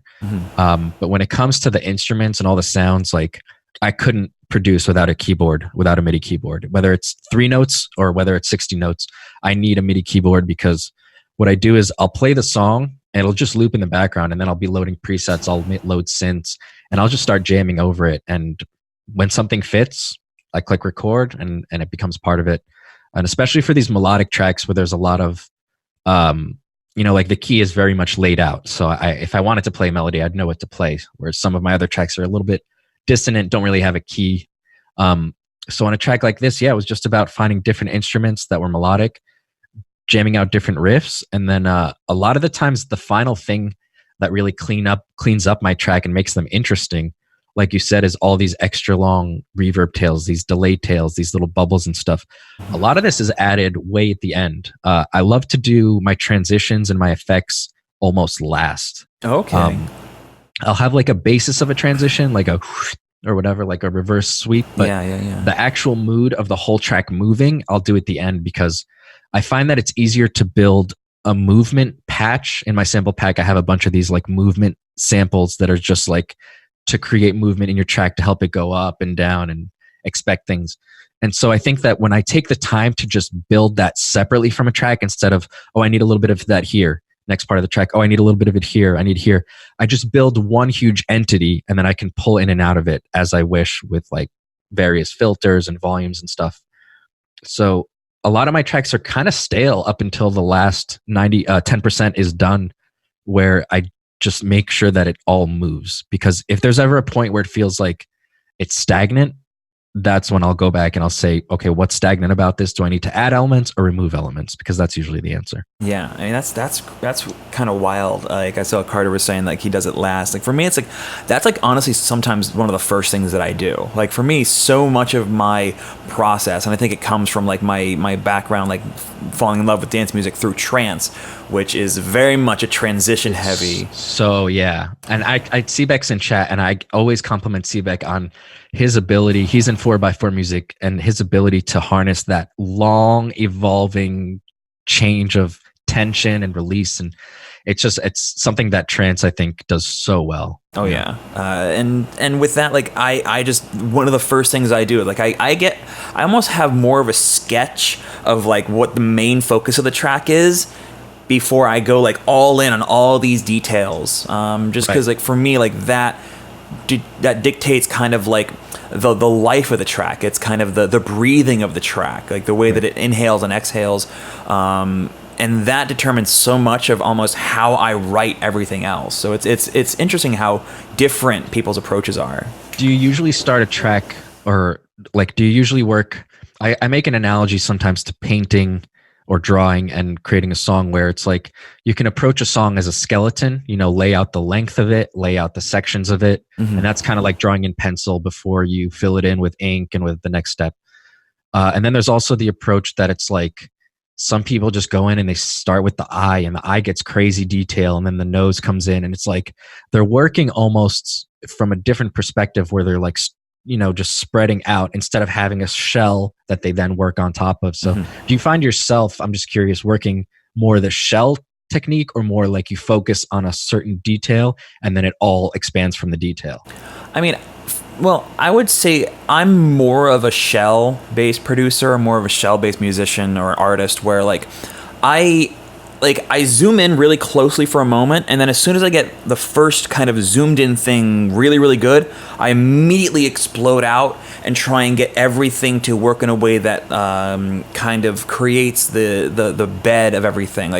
I consider myself very landscape driven. I always think of my music, my art, in the sense of the lay of the land. I don't think about characters, or I don't think about a specific kind of mood, but what I think about is if I were standing in an environment, what would it look like when I'm listening to this song? Yeah. So the way that the world moves is so much more important to me at certain moments than whatever this one fine detail is, even though I often find myself going in and laser focusing on one transition or one synth patch to make that thing super detailed. It's everything else is my focus. Yeah. No, I'm both ways. I find that I've been enjoying really having a structure. If I'm trying to finish a track, skeleton will definitely happen just out of nature. I need to know the length of it, and I need to do that. But a lot of times I find myself, and I kind of made this analogy to myself in my head with Minecraft as well. I have this fault where I build the front of a thing, meaning I'll build the front of the house in Minecraft and it looks awesome, but there's no sides, there's nothing inside of it. And that's the same as oh man, I made this intro, or I made this loop, or I made this section of a song. It's great. I have no idea how to build the rest of the shell around this. And it's all the hyper focus goes into this one thing, and everything else around it just never feels right. Mm-hmm. So that's something that I'm trying to break out of. And I think maybe what you just said kind of helped, where it's you do start with the detail, whether it's if it's a painting, you start with the eye. But then after you draw that really good eye, you can maybe outline the head, maybe outline the shoulders, and then get back into it, rather than just doing the nose, doing the eyebrow, and just physically, moving away from it. Because a lot of my tracks are just, it gets up to a certain point and then it stops because there was no shell. There was nothing planned for it. It was just that moment. Oh yeah. It's, it's definitely something that I've noticed a lot in my work and in the works of artists who I really look up to, where I've and kind of when it comes to my productions, I've noticed, and maybe you've noticed this as well, the success of a project doesn't necessarily come down to how complete it sounds, the idea of not writing a whole song in one session, but how long the idea is. The difference between me stopping a project at a 4 or an 8 bar loop versus me stopping a project at even a skeletal arrangement is a huge world of difference as far as how likely I am to finish the song. Totally. No, I agree. And that's like I said, how it comes down to the songs that actually do get finished of mine. They become skeletons and they get laid out because I know that they have to be finished. And that's one of the first steps, I think, to finishing a song is giving it, a constraint. It's like that time constraint. You're not going to be second guessing yourself. If you know that you want something to happen in a certain time, it gives you a better context of an answer. If someone says, here, make me a house over here, that could be anything. But if someone says, make me a house with 2 windows and it's this tall, you obviously have a much easier starting point to get to. So absolutely. Giving yourself limitations is not limiting if you allow yourself to work smart, I guess. I don't know if that makes sense. Totally. No, it makes perfect sense. Like something that a lot of, the music education community that I've seen both online and in institutions kind of hone in on is this concept of limitations breed creativity. One of my favorite exercises to tell people who are just getting started is, have you ever tried making a whole song out of a kick drum, like the classic, one sample challenge? And I feel like, the better you get, the more options you have. And like Theo was saying, you want to you can think outside the box, but you have to be way more creative when you constrain yourself. That's one of the reasons why I also tell people, like, listen to and study pop music, because they have to do so much with so little room for, like, essentially creativity, but you can do a lot with that. Yeah. And I think, like, I'm kind of having a few epiphanies throughout this podcast, which is awesome. But I think that in the past, I was, when I thought early in the podcast, I said I was used to being more creative, and now I feel like my creativity is going down. I feel like my creativity has been going down and my sample library has been going up. And I'm at this point where I'm almost overwhelmed with possibility in terms of sample libraries, VSTs, processing effects. And that in itself can be intimidating. I think it is good to limit yourself. It can be frustrating to limit yourself, thinking like, why would I limit myself when I have more potential? But in actuality, the potential is slowing you down because it's too great to manage, basically. Oh yeah. Especially when you're doing something creative and there is no correct answer, that you can go on forever in different directions trying to solve a question that has no answer. So it is good to, I think, limit yourself, and I really need to get on that limiting yourself thing. It's kind of funny because, like, I am thinking back on kind of the past year and the period where I had the biggest growth as a producer, the biggest growth as an engineer, and the most enjoyment I've had as an artist came from when I got asked by Kilohearts to beta test Phase Plant before it came out. And I challenged myself to not use anything but Phase Plant for like 10, 20 songs that I wrote that, half of them didn't get finished. Most of them got stuck in the loop phase, but I felt the most engaged because I only had one thing to work with, and it was a buggy fucking program that crashed a bunch. The goal was clear. And as much as it's problem solving, it's if you have a goal for your problem solving, it's way easier to problem solve than not knowing what the answer you're trying to solve is. Like I said, someone tells you to build a house, and like what kind of house are we talking about here? Mm-hmm. Yeah, well, it's this thing that I call like the curse of the virgin canvas, which is something that I didn't invent, obviously, but it's a good way to kind of talk about like the endless list of possibilities. Like Mr. Bill has talked about, option paralysis, and I remember him saying either in his Discord or on his Twitter that he was thinking about basically reformatting his entire computer and just installing Ableton, installing a handful of VSTs, no samples, not even the stock ones, and just building everything from scratch, almost like a desert island process. Right. I mean, if my computer had a number of clicks reader, my file new would be like 30,000 times bigger than my file open. I have a huge issue with new canvases, and I crave them all the time. Mm-hmm.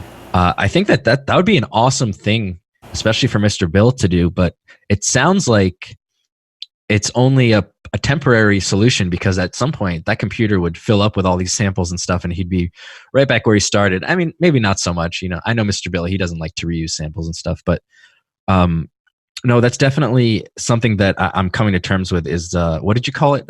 Option paralysis. Yeah. Where it's like, because you have so many options, you end up doing nothing. Because there's too many possibilities.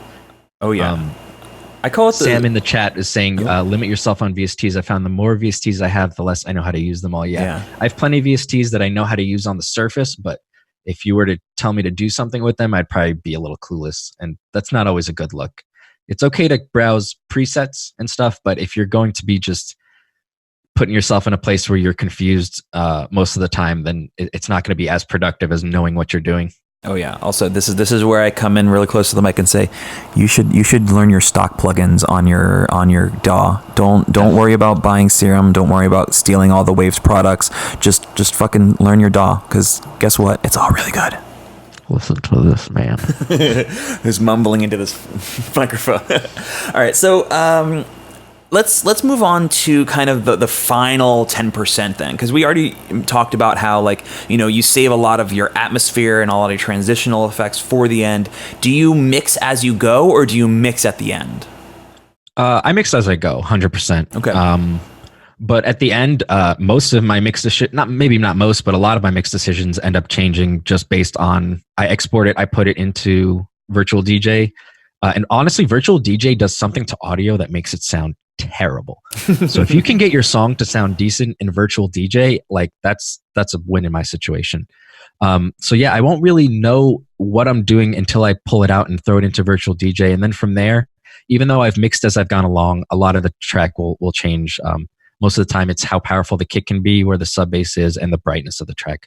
Those are the three things that I find I struggle with keeping consistent, because again, it comes down to just you come and you sit down at the computer. If you don't have enough context of a mix down, if you don't do enough reference listening beforehand, your whole ears or vision could be skewed in one direction or another, and you have an imbalanced mix. But we'd get Tractor. No, I have Tractor. I use Virtual DJ because it sounds bad. If I can get my song to sound decent on Virtual DJ, then I know it'll sound even better elsewhere. I mean, that's actually fun, because it's similar to the idea of, don't try and get really, really good headphones or really, really good speakers. Focus more on like listening on a lot of different environments, because like if you can listen on like your Genelex and on your iPhone and on, you know, your crappy $10 Skull Candy earbuds, then you're more likely to know that your track sounds good than if you invest $10,000 into a treated room but you don't even know how to mix. 100%. Yeah. And that's why I also tell people, I always recommend people sub packs over subwoofers in the studio. Only because of the fact that if you have a subwoofer in your studio, you're not going to set that up properly. You're not going to treat your room properly. I know you're not, because the only person I've seen that has a subwoofer in the room and a room treated properly was a studio that I visited, and it was an actual, like, it was a studio. It was in New Jersey, and it was for like rock and roll and stuff. I don't know, but yeah, they barely had it on, and when they did, it was room treated. But having the expensive equipment doesn't make you better. It's having the right perspective definitely makes you better. And on the Skull Candy, the 20-ear earbuds, I have these in right now. These are like honestly what I use for in-ear references. After I do my mix downs, I listen with Skull Candy in ears. Oh, nice. They're really just, they mash the sound into a bassy nonsense, but it really helps me know if the drums are coming in through when I listen on these headphones. Oh yeah, well the shitty mix is almost the most important one, because what are most people going to be listening to your tracks on? Right. Like Apple earbuds, shitty headphones, car speakers that have like the bass cranked and the mid scooped. Like, so I think it's really important to think about that. Oh, and Adject Funk asked a question that I actually kind of wanted to start touching on. Like, how do you use the sub pack to help you mix? So the sub pack, just like any other speaker, if you start from no reference, you might set yourself off in the wrong direction. And a lot of times people that have sub packs will just be so excited about it that they'll end up making really deep, heavy stuff. But once you get used to the sub pack, it's pretty much just like using any other speaker, except you feel it. So the way I use it, Adjunct Funk, is I'll listen to a song, I'll feel the sub bass on my back, I'll play my song, and then I can make a reference.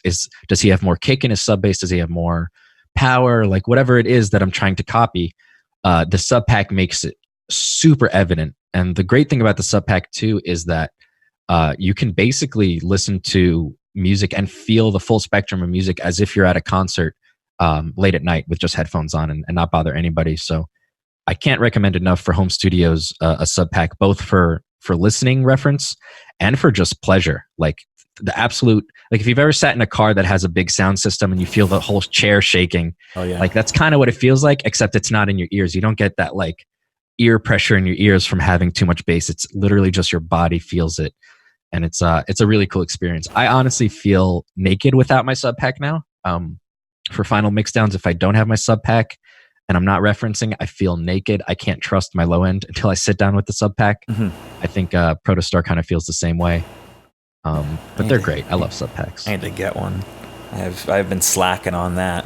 Yeah, I've been slacking on Sonar Works though, so I think I'm in the more slack department. Well, we're about even then. How about that? So what else do you kind of have to do to get the track to that 100% done? Or is there even such a thing as 100% done versus like that whole adage of, like a finished a mix down is never finished, it's only surrendered. Right. No, and I'm totally with the surrender. I surrender. I never finish. Rarely do I feel like when I'm done with a track, everything about it I'm happy with. Usually it won't be until maybe a month later that I find out what I really hate about it. But for the most part, it's that last push to get things finished is usually, can I mix it into a track? Can I mix it out of a track? Will the track hold on its own if I have a problem and I can't mix a song? And will the track hold on its own as just somebody listening in their car? And that's, I think, the difficult balance that I have personally in my music is that half of it I'm catering to myself as a DJ, and the other half I'm catering to the listeners. And it's, how do you create an intro that's 54 seconds long on purpose without losing people's attention and stuff? So a lot of the 10% comes down to, how long is the intro going to be compared to the song? How long is the song going to be? How long is the breakdown going to be? And in the end of it, it's really just, I layer in effects. Like most of my final projects where it's like, I go through project A, B, and C just because I have to keep bouncing it to keep my computer happy.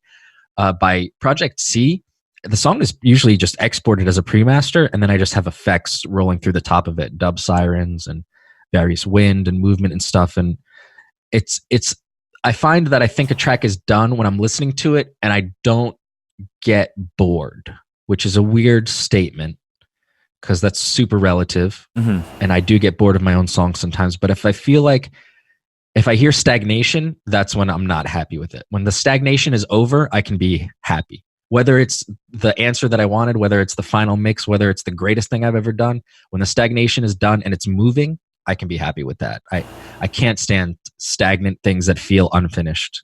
Is my biggest pet peeve. Oh, for sure. I mean, that's funny because that was actually the question I was about to ask. Like, how do you know when your song is done? Like, for a lot of people, they say like when they don't hear anything wrong with it, which is actually a slightly different answer than what you're saying. Like for a lot of people, it's like if nothing jumps out to me in the mix down or something jumps out to me in the arrangement, like that's what I'm going to go focus on. But if nothing jumps out at all, that's when I know the song is done. But I actually like the idea that it's when you no longer feel bored with the song that it's done, because that's more of like a sensation rather than a more analytical process. Which is part of cool. It also for me is like it comes down to, it's easier I think for me when I have the formula of dubstep to know how to finish a track rather than, let's say, if I was making another type of genre track. At this point in my career, I'm like so ingrained in the dubstep structure that it's kind of, it would be so out of my comfort zone to work on a full song that's not dubstep. But I'd like to do that though. But when it comes to the context of dubstep, a lot of the times I can feel if something is supposed to happen and it doesn't, then the track's not finished. If it feels like, oh man, I was expecting something to happen here and nothing happened, whether it's, as simple as a little bloop effect, or it's a whole mid bass, or it's a vocal sample. Sometimes it is just filling in the gaps. And the question is, do I fill the gap in with something that's background or foreground? And for the most part, it's different every track. So I don't have a set way to do it, but it always ends up being the end of the track is laying out effects, making sure it's interesting, making sure nothing feels like, oh, did you forget to put something? And nothing feels stagnant. Like, oh man, I don't want this part to happen again. That's a big part of it. I dig it. I mean, we've covered a lot of ground with like just the first song. I'm excited for the next one. Let's see. Glorious Rainbow has a little quick question. Would you like the extension also high clip waveforms? Oh, there you go. You're already answering. So is there anything else you thought would be interesting to talk about with this? Like, I mean, pretty much all the questions I had were answered while we were talking about it. So No, not really. It's a song that happened, and it was a quick song. It happened pretty organically. Originally, I think it wasn't the final track that I wanted to have for the release. Excuse me. But after Sashwat, the guy from Dank and Dirty Hurdy, he was like, I want this one 100%. The other one was very like roots reggae and stuff. And it would have matched the mood, but he said that this one was so fun that he definitely wanted it on it because it was bouncy. oh yeah, But no, I don't really have anything else to say about the track itself unless anybody in chat has a question about the track specifically. Yeah. I'll give people a couple seconds to kind of get into that, and then I guess Omar also asked what SonarWorks is. Oh, let me actually show that. I think that'll be even easier. Something that I need. So I'm going to shrink down the WID. I'm going to use the restroom really quick, 2 minutes. Sounds good. And while Widdler does that, I'm going to go open up SonarWorks, which is this program right here that you see on screen. Let me actually make it full screen real quick and zoom this out a little bit. Pardon me while I repan a couple of these things. There we go. Zoom this out. So SonarWorks, like Widdler is saying, this is something that basically EQs your DAW or your whole computer's audio to rebalance either the headphones that you have or the speakers in your room and whatever faults your room might have. I have the headphone edition of it, so what it allows me to do is kind of pick my headphone profile. And then if I click this button right here, you can kind of see the slope that my headphones that I'm wearing right now, these Sennheiser HD or 600 HDs or HD 600s, have as their response curve. And I also have a pair of Audio-Technica ATH M50Xs, and this is their frequency response curve. So whatever ones I'm listening on, I can click this to have it apply a specific EQ to all the audio on my computer, including my DAW, and then it gives me as flat a frequency response as possible. If you have a speaker set up, you can either use a microphone that's specific to them, you can buy it from them, or you can use it with another microphone that has to follow certain parameters. But the idea is you output a signal onto or from those speakers, it reflects everything in the room, and then it gives you a similar EQ response to that profile that I showed you for my headphones. So it comes in two flavors, the studio edition and the headphone edition. I'm still a headphone producer, so those KRKs in the background are at this point essentially just for show. What headphones do you have right now? So I have, right now I'm wearing the Sennheiser HD 600s, which I love. I love these headphones. But whenever I'm doing any closed ear monitoring, I have just the standard pair of like AT M40, or these are M50Xs, I believe. But basically the same thing, just kind of the classic pair of cans that I've seen in pretty much every stream on Twitch. Yeah. Do you monitor in headphones at all, or do you only use speakers? When I'm at home, I only use the speakers. Very rarely will I put on the headphones if it's like really late and I need to double check something loudly. I'll put on headphones and stuff. But no, for the most part, the only time I'll use headphones is when I'm traveling, and I have I only use these cheap Skull Candy ones, and I also have a pair of the Bose Quiet Sonic QC somethings. They're pretty legit, but only when you turn on the sound cancellation. When you don't and they're passive, they sound like crap. Oh, shit. But no, they're great speakers for canceling out all that airplane nonsense so I can actually listen to music. Oh yeah. What do you use when you're DJing? What cans do you use? For the last 5 years, I used my girlfriend's Sennheisers, Studio Sennheisers, and I still carry them around, but they're heavy as hell. The last 10 shows, I've actually used I made myself a custom Skull Candy headphone set by cutting off one of the lines, so it's only just one earpiece. Oh, nice. It's literally like I literally cut off one of the earpieces all the way down to the cord. So it's just one long cable, and I just use that as one in-ear monitor. I should get myself some real headphones, but honestly, like at this point, I'm barely doing much in terms of beat matching. A lot of the stuff that I have playing out is just already beat matched at 140, and it's all about having it just timed up and lined up. So just hearing the first couple of seconds of my track, I'm good to go. I know how long the intros are. I know my songs really well, so I don't need to sit there and make sure every single second is on, just as much as I can catch the tops of things. Okay, I'm with that.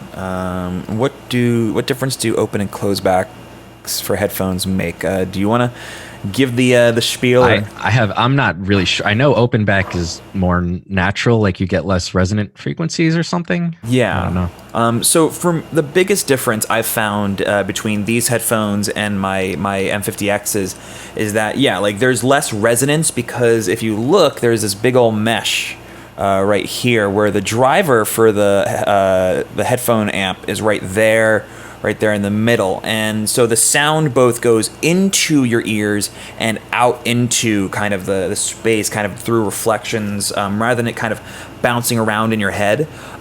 It helps also with being able to listen to other people while you're working on music. So like if I'm engineering something, like I'll usually have these on, and then I'll have like either a headphone splitter, or I'll use like my little mixer right down here to send a second signal out to like these cans. Like if I'm working with a vocalist, I'll have them wear these so they don't have any bleed into the microphone, and then I'll wear these so I can still hear them while I'm listening to the track. And then it gives me a clearer impression of the reverb. That's the biggest thing from me, is that when you wear headphones, that are closed ear, it gives you a way different perception of the sense of reverb space, because the reverb kind of like, it echoes in your ears because it's, again, bouncing around these closed loop systems. Whereas having it kind of bleed out into the air gives you something a bit closer to listening on speakers, but it's still not perfect. I imagine it's like having speakers just closer. Yeah. It's essentially what it's like. It's having the speakers really close. I've never actually used open ear headphones. I'm interested to try them. Oh yeah, they're really nice. I would say, like, in terms of my mixing quality, like I don't think that I would have upgraded if my mixing skills had not improved. But in terms of listening, like one of the biggest jumps in quality, I had two big jumps. One was upgrading my audio interface away from like a Focusrite Scarlett 2i2 and to like the Universal Audio Apollo, and now I have the Aero, which is a bit smaller but it has the same preamps and everything, and the same converters. And then the second one was switching from closed ears to open ear headphones. Like it really changes the way that I listened to music, because I wasn't, especially for the for the lower mids and for, again, the reverb, it had a very different impression of space. Interesting. Yeah. Interesting. I'm going to have to try some out. If I were to tell you right now my audio setup, you would cringe. So here we go. Here we go. My audio exits my computer through the headphones jack. It goes through an extension cable, a headphone jack extension cable, all the way over to my mixer. From there, my mixer is my safety. I do not directly connect my speakers to my computer. Please, nobody directly connect your speakers, monitors to your computers. That's even dumber than me. But yeah, essentially my audio comes out through the headphones and just goes into an old analog mixer. And from there, it gets split into my speakers and into my other interfaces. But from what I've heard, my impedance is not very good by doing that. Okay. And yeah, I just, like, as much as I know, like, there's all these little things like Sonar Works, my room, the way I have the audio routed. There's so many things that I do so unprofessionally that I feel like if I just kind of took a little effort and put some time into it, I could really up a lot of things. I don't know why I haven't done that yet. I mean, there's the matter of money and time. I think it's just about time for anything. It's really frustrating. I guess any free time that I find, I'll try to work on music, and if that free time has to be working on technical stuff like moving computers and buying equipment, then I'd rather not. I think that's what's been keeping me from it, but hopefully soon. Hopefully soon. I won't rag on you, because I think the music you make is totally fine. It I sounds appreciate it, just great. At the end, it's like if you have enough reference listening and you kind of know what you're doing, you can break a few rules along the way. Exactly. But what I'm doing is not ideal for everybody starting up. You should get an audio right, or you should get a focus right. You should get an M audio. Definitely get yourself an actual audio card, because it's night and day. Oh yeah. Well, I mean, just to show off kind of how you can make music in this environment, why don't we move forwards a little bit and listen to your work in progress track? Okay, cool. Sounds good. Do you want to introduce this at all, or do you want people to kind of try and figure it out as they listen? I think that might be kind of fun. Okay, yeah, just play it, and then we'll talk about it after. Alrighty. You gonna listen on the stream too? Yeah, I'm gonna listen through here. For sure. All right, I'm gonna give Wid just a second to get that set, and let's go.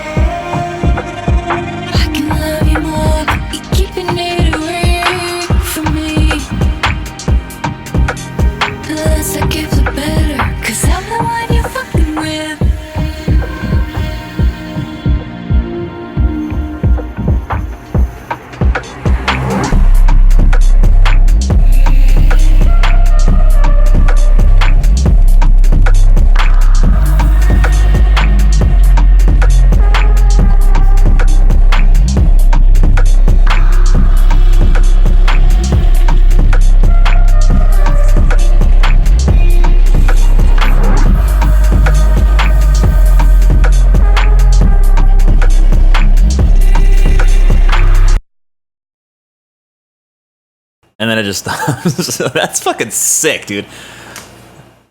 And yeah, Sage's vocals are amazing.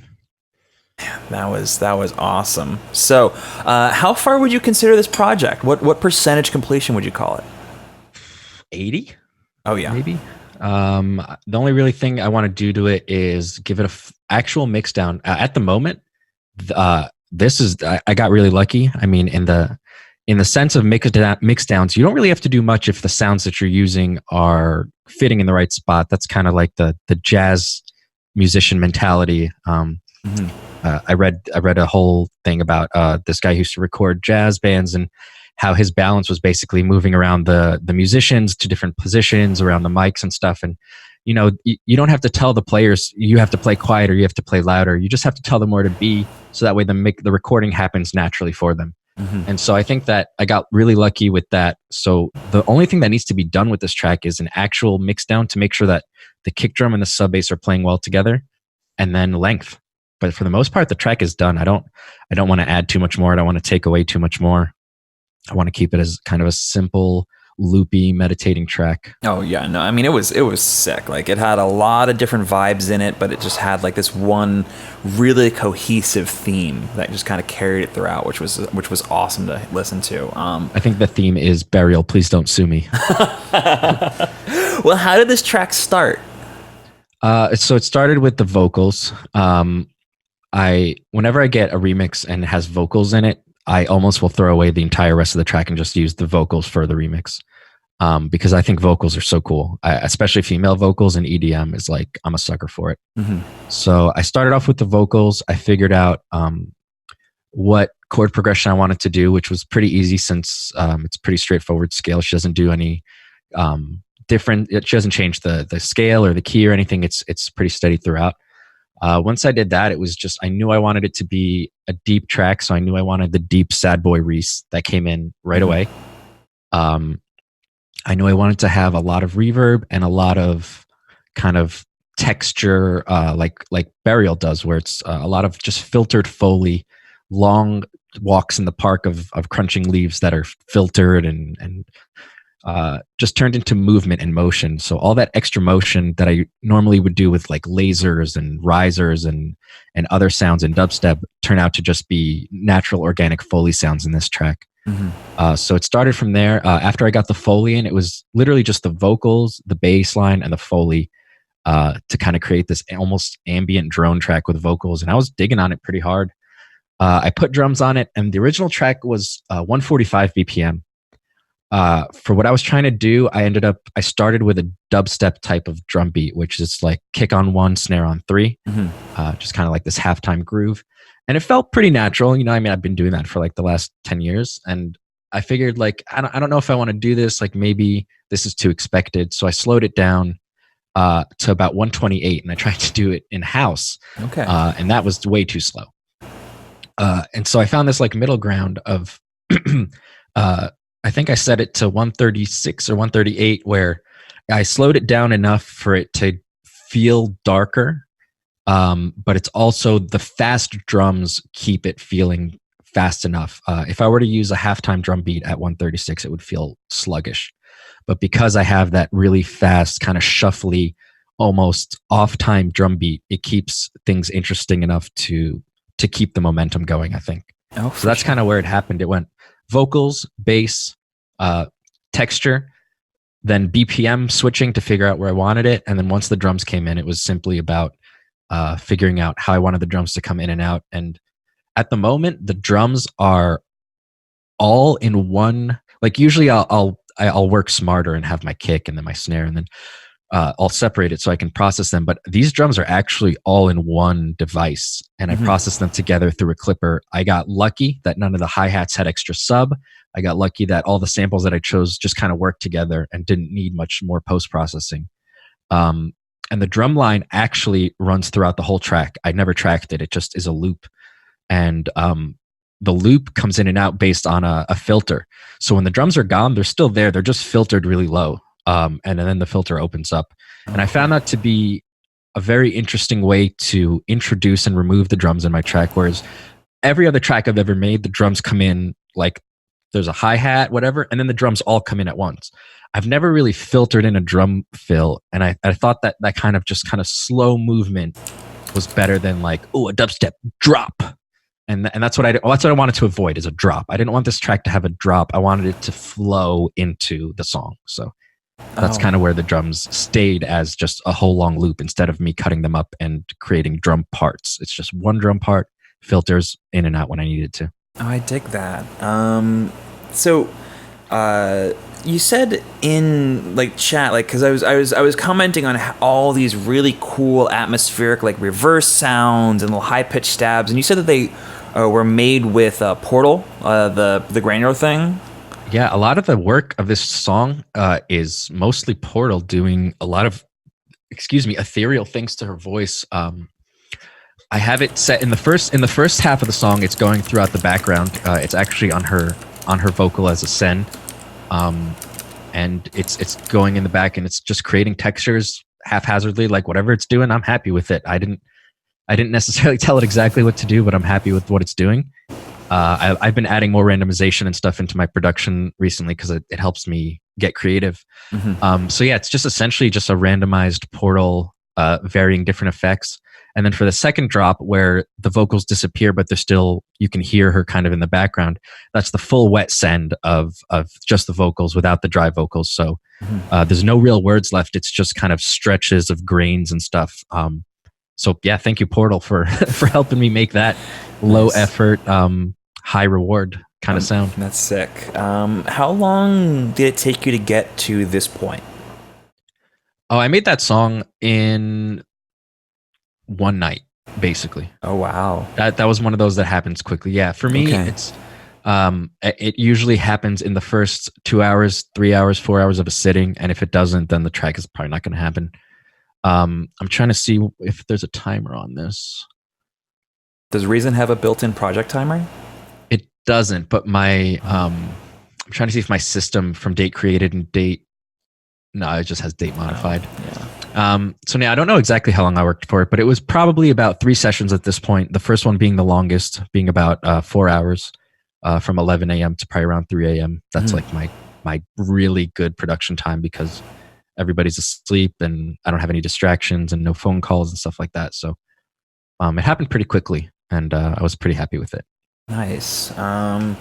So what would you say happened in the time in between the first session and now? Were there any moments where you went in and worked on it, or is this still from that session? The things that changed are mostly how the transitions happened. The last part where after the vocals disappear and then it's just music, that's the latest thing that I put in. That wasn't part of the original jam. But that was just when I decided, I'm going to work on this. This is kind of me skeletoning it into being longer. But for the most part, no, it was all laid out. And I think that the reason that it also happens so organically is this isn't the first time I've made a deep garage track, right? I've got hundreds of tracks that are probably exactly like this. The only reason that you don't know them is because I never finished them. They never got to fruition. They never were exported. But I think that a big reason that I do well on something like sitting down and just laying something out really quickly is the pre-hand practice. Is that it looks like maybe I sat down in 4 hours and made a song, but really what I did was I sat down for 2 years and worked on making a song, and then I sat down and made the song. So it's like, it's that sketchbook of the Leonardo da Vinci drew a hand 50 times before he decided to draw a hand or whatever it is. Yeah. And so I think it's having practice and being prepared is what can set you up for having a good session in music rather than just expecting yourself to be good right off the bat from nowhere. That's a really good piece of advice, honestly. I've noticed, like, and this is why I talk about, like, don't sit down with the idea of I'm going to write a song. Sit down with the idea of I'm going to do what I want to do. I'm going to go explore. I'm going to go have fun. And kind of what you're saying is, like, a little bit of a hint of, like, the 10,000 hour rule, or, like, it takes 10 years to become an overnight success and all that stuff. And totally. I think that the more you develop your body of work, in terms of, like, what you don't show people, the greater your chances of success when you do finally show something to someone else. Yes. And that's been a big issue with my stream for me personally, that if you come to my stream, nothing's a secret anymore.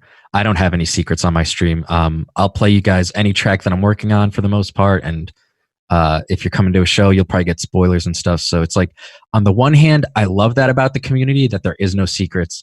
On the other hand, it's a dangerous game to play because it's kind of like that never meet your heroes thing, where sometimes you might, be a part of something and then get a little more info on it and be like, maybe I'm not so into this.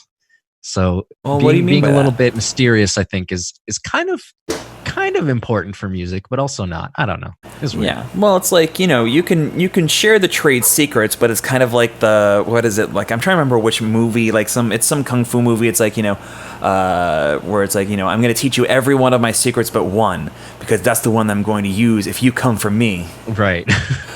Which I get that. Yeah, no, I wish I had one of those extra secrets that I keep off stream, but every time I get excited about a project, I show it off right away. I'm like, oh guys, this is my last secret. Check it out. Oh yeah, I do the same thing, so I get that. I mean, we've actually kind of pretty much talked about like everything that I want to talk about, because we've already talked about like kind of the ending of the track, like where you're planning to go with this. Like, you just got to finish the mix down, you just got to add the outro, and then it's pretty much the set. plan for the rest of it is take that second section where there's no vocals and just have it play out until it's stale.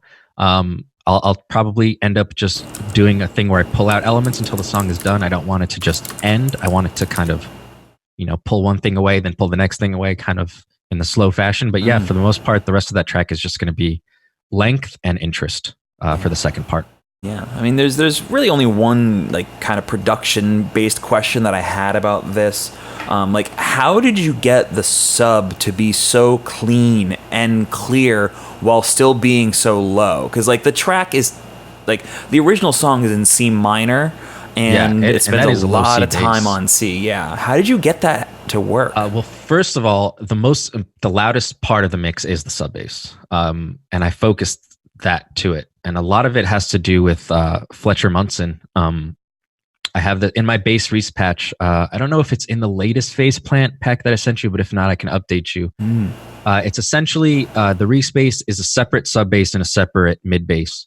The mid bass just is filtered and moves up and down. The volume never changes, but the sub bass itself, as it goes lower, I have it set to key tracking so that the lower the note is, the louder it gets. Oh, for sure. And so it's definitely a struggle. And I think the reason that bass works is the overtones. Without the overtones, that bass would disappear. But you get a little bit of context because of the overtones. And then if your speakers are good enough to play it, you definitely get that extra fatness underneath. But C bass is really difficult if you're working with a clean sine wave with no overtones. So I guess the two things that happen to make the sub bass work is the loudness of it. It's actually quite loud. And you might have just heard my cat. And the other thing is that the overtones of it are helping it translate when it does drop low, because it goes from low C to, I think, like a G or an F. Yeah. And then I also sometimes jump up to a high C. So all the notes in between let you know there is sub bass there. Like, my speakers can produce it. I can hear it. I can feel it. And when it goes to low C, I think it's 50-50. Some of it's perception and some of it's actually you're hearing the sub bass. So it's kind of a little bit of both, I think. Oh, totally. Yeah. I mean, well, it's like it's also a bit of psychoacoustics, because like totally. If you have a saw wave and you take away the lowest harmonic, you still feel that lowest harmonic. 100%. Yeah. And paying attention to that with your subs is definitely really important. So it's just, I just think I'm just blown away, honestly. Like, there's so many little details in here. I can open up I wish I could open up the project, but next time I do a stream this Wednesday, I can open it up and do a quick talk. That would be awesome. It either show you the VOD, or if you're there, you can just check it out. But it's pretty, it's pretty straightforward stuff with the sub bass. It's all about leveling. I think that's what made it happen the best, is that before I put it into master, the sub bass was definitely the loudest low end thing there. Or the C note was, yeah. Nice. Are you worried at all about this like getting played out anywhere, or? No.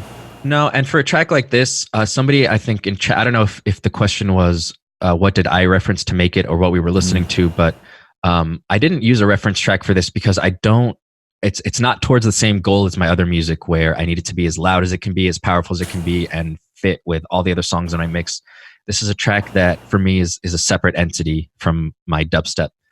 And so it's all about what the track needed. It wasn't really even about how loud can it be. It was just, can the track translate itself as best as it can?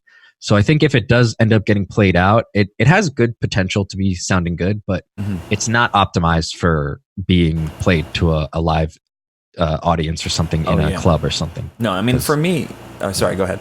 Oh no, I was going to say for more club optimized songs, I would be pushing things into clippers way harder. I would be pushing for volume, every inch of volume that I can get, and things like that. But for here, I'm going for the overall natural feel of it rather than trying to push it beyond what it needs to be. Yeah, like I mean, it feels kind of like headphone candy to me. Like that's what I always call like these tracks that like they go outside of the loudness war, which I still think is the case for bass music. I know that like on Spotify and on YouTube, if you submit a track at -5 loofs and I submit a track at -10 loofs, my track's going to sound louder on both of those platforms. Right. But like for live shows, louder is still going to be better. Carter is saying, excitement bias. Our ears are kind of our ears are really good at math, but they're also really fucking stupid. Yeah. So they get tricked really easily. And on the way to our brain can definitely invent up things that we think we hear or don't think we hear, depending on whatever our situation is. Exactly. It's pretty interesting. So like I divide that into one category, and then there's the tracks that, like I said, are earphone candy or headphone candy, where like there's so much stuff moving around, and the attention isn't made to either loudness or dynamics, but to atmosphere and to texture. Totally. And that's one of my favorite things. I made the mistake of I had a gig not long ago, and I was really excited for it, and I created this whole opening song for it, like literally from scratch. So as soon as I press play, like it's an experience, and it was like a robot talking and all these effects and like, oh, welcome, go to the base station, and like all these cool little things. And when I got there, it did not translate. It was just like all the detail of my sound had gone into reverb, all the people talking over the quiet parts. It's just like there is a difference when I'm going to create something for headphone listening or for home listening rather than like live listening, for sure. And I think things get dumbed down a bit for live play. They get just distorted, and just louder and simpler is better for clubs than complicated and intricate, really. Absolutely. Oh, well, here's this is definitely a weird question from Carter. Just loaded a track to SoundCloud. This click in a transition. Don't hear it in the DAW. Don't know what's causing it. Do you think that's just SoundCloud encoding, or like that's weird? Do you hear it? I've never had or heard of that experience where someone gets a click from SoundCloud. Yeah. Is it in like the WAV file that you exported from your DAW, Carter? Yeah, that's what I would check. Check the WAV file before SoundCloud, but after the DAW. It might be some weird export thing. Yeah. I don't think SoundCloud would introduce a click though. Yeah, I'm not sure. Well, there we go. We might find the answer. Rogue clicks. Random clicks. It might just mean you might need to re-export. Is there anything else that you wanted to talk about in the track? No, not really. I think for the most part, I'm really excited to hear all the other remixes because Sage's voice is just so unique. It's like she's already got her flavor so honed in, like her secret recipe is all right there. Oh yeah. So it's just cool seeing where this is all going to go from here. Yeah, there's a lot of really, really good remixes, excluding mine, which is awful, but no. It's not on the wave. Carter, try to re-upload it to SoundCloud, or try to upload it to Clip. That you're in the twilight zone, buddy. Yeah, I've never heard of that before. What's your track peaking at? Loveless, are you asking Wid, or are you asking Carter? Speaking of peaking, I don't know. I don't really know how to deal with luffs and stuff. A lot of people ask me sometimes, like, "Oh, what luffs do you usually make your music to?" And the answer is I haven't learned about luffs yet. Yeah. It's basically just RMS. Yeah, no, I understand that, it's just a new way of measuring, and it's better for measuring over time. But in essence, like my loudness meter is how far it can go before it's too far. Like that's it for me. If I can push it further, I will. If it gets too far, I'll pull it back. No, that's smart. So I don't deal too much with the numbers, which maybe I should, but also I feel like I'll leave that for somebody else to worry about if they master my song. No, I think you are doing everything right. So I have no problem with that. But I guess since we don't really have any more major questions about the track, I guess we can kind of shift away from your your songs in a like in a specific context, but more broadly, like what do you normally focus on when you're starting a track? And do you have any advice for people who might have like that fear of the virgin canvas, or that kind of that lack of inspiration or ideation when it comes to like opening a new project? I mean, my safeties, my comfort zone is opening a new project. I would much rather open a new project than work on something old. So I don't know how much I can motivate people to understand that, like, when you have a blank canvas, you as much as it's intimidating, all you have to do is start. Like, that's the hard part, is just starting. And sometimes I'll open up Reason and I'll literally look at it for a second and not know where to start, and that's fine. And I'll leave it and I'll go back to it 10 minutes later when I maybe get an inspiration. But as soon as you load in one synth or one kick or one sample, like, you have a starting point, you have a germination point. And I think that just understanding that this can go in any way, and it doesn't have to go in any way in specific. It's wherever you decide to start flowing with it. And so as long as you're, I think, having fun with sounds, which is what it's most of how I usually get into making a song even nowadays, is just having fun with sounds. I'll be playing with a sound until I realize, hey, this is actually pretty cool. I can maybe incorporate it into a song. But I guess the only feedback or tips I have for people who are kind of worried about starting new projects or working on a blank canvas and just trying to start a song is find an inspiration point. Whether it's there's nothing wrong with sampling movies, there's nothing wrong with sampling other musicians. Mm-hmm. I think there's super nothing wrong with browsing presets for hours. I love presets. Like, synths have so much potential that, yeah, you can learn and stuff, but most of that potential has been tapped in with these presets on purpose, for learning purposes and just to show off the synth. And I think that presets are one of the things that people can be ashamed of using, presets and loops. But if it caters to the song instead of being the song, it can be a great jump off point. So I guess that's my tip. Browse presets and have fun. Yeah, I like that. It's because it's just a matter of for me, it's a matter of like just kind of working. I'm a big proponent of perspiration, not inspiration. Like, going into the DAW, obviously you don't want to be like completely dead of ideas, but like just knowing, I'm going to follow a process, any process. Like, I'm going to make a drum loop, I'm going to make a synth patch, I'm going to browse through samples or presets. Making sure that you have something that can get you working is more important than coming into the DAW with a song in your head and then working through it from there. Yeah. And I didn't want to make it seem like, no, because I agree with you about, you need to have the headspace of, I'm about to put in some work, because things aren't going to happen for you. But the way that I see it with the presets and stuff is that if you're ready to work and you get inspired, that's a much bigger jump off point than getting ready to work and not having a jump off point. So that's where I think like sample packs are really inspirational for me, whether it's just like browsing them, and chances are I'll pull one sound out of like a huge sample pack and that'll be enough to get me going. It's really just, what's going to germinate the idea and the motivation all at once. Mm-hmm. And a lot of times it is preset browsing. For sure. Did you want to answer Brady's question? I was going to have him wait until the end, but if you want to answer that now, go ahead.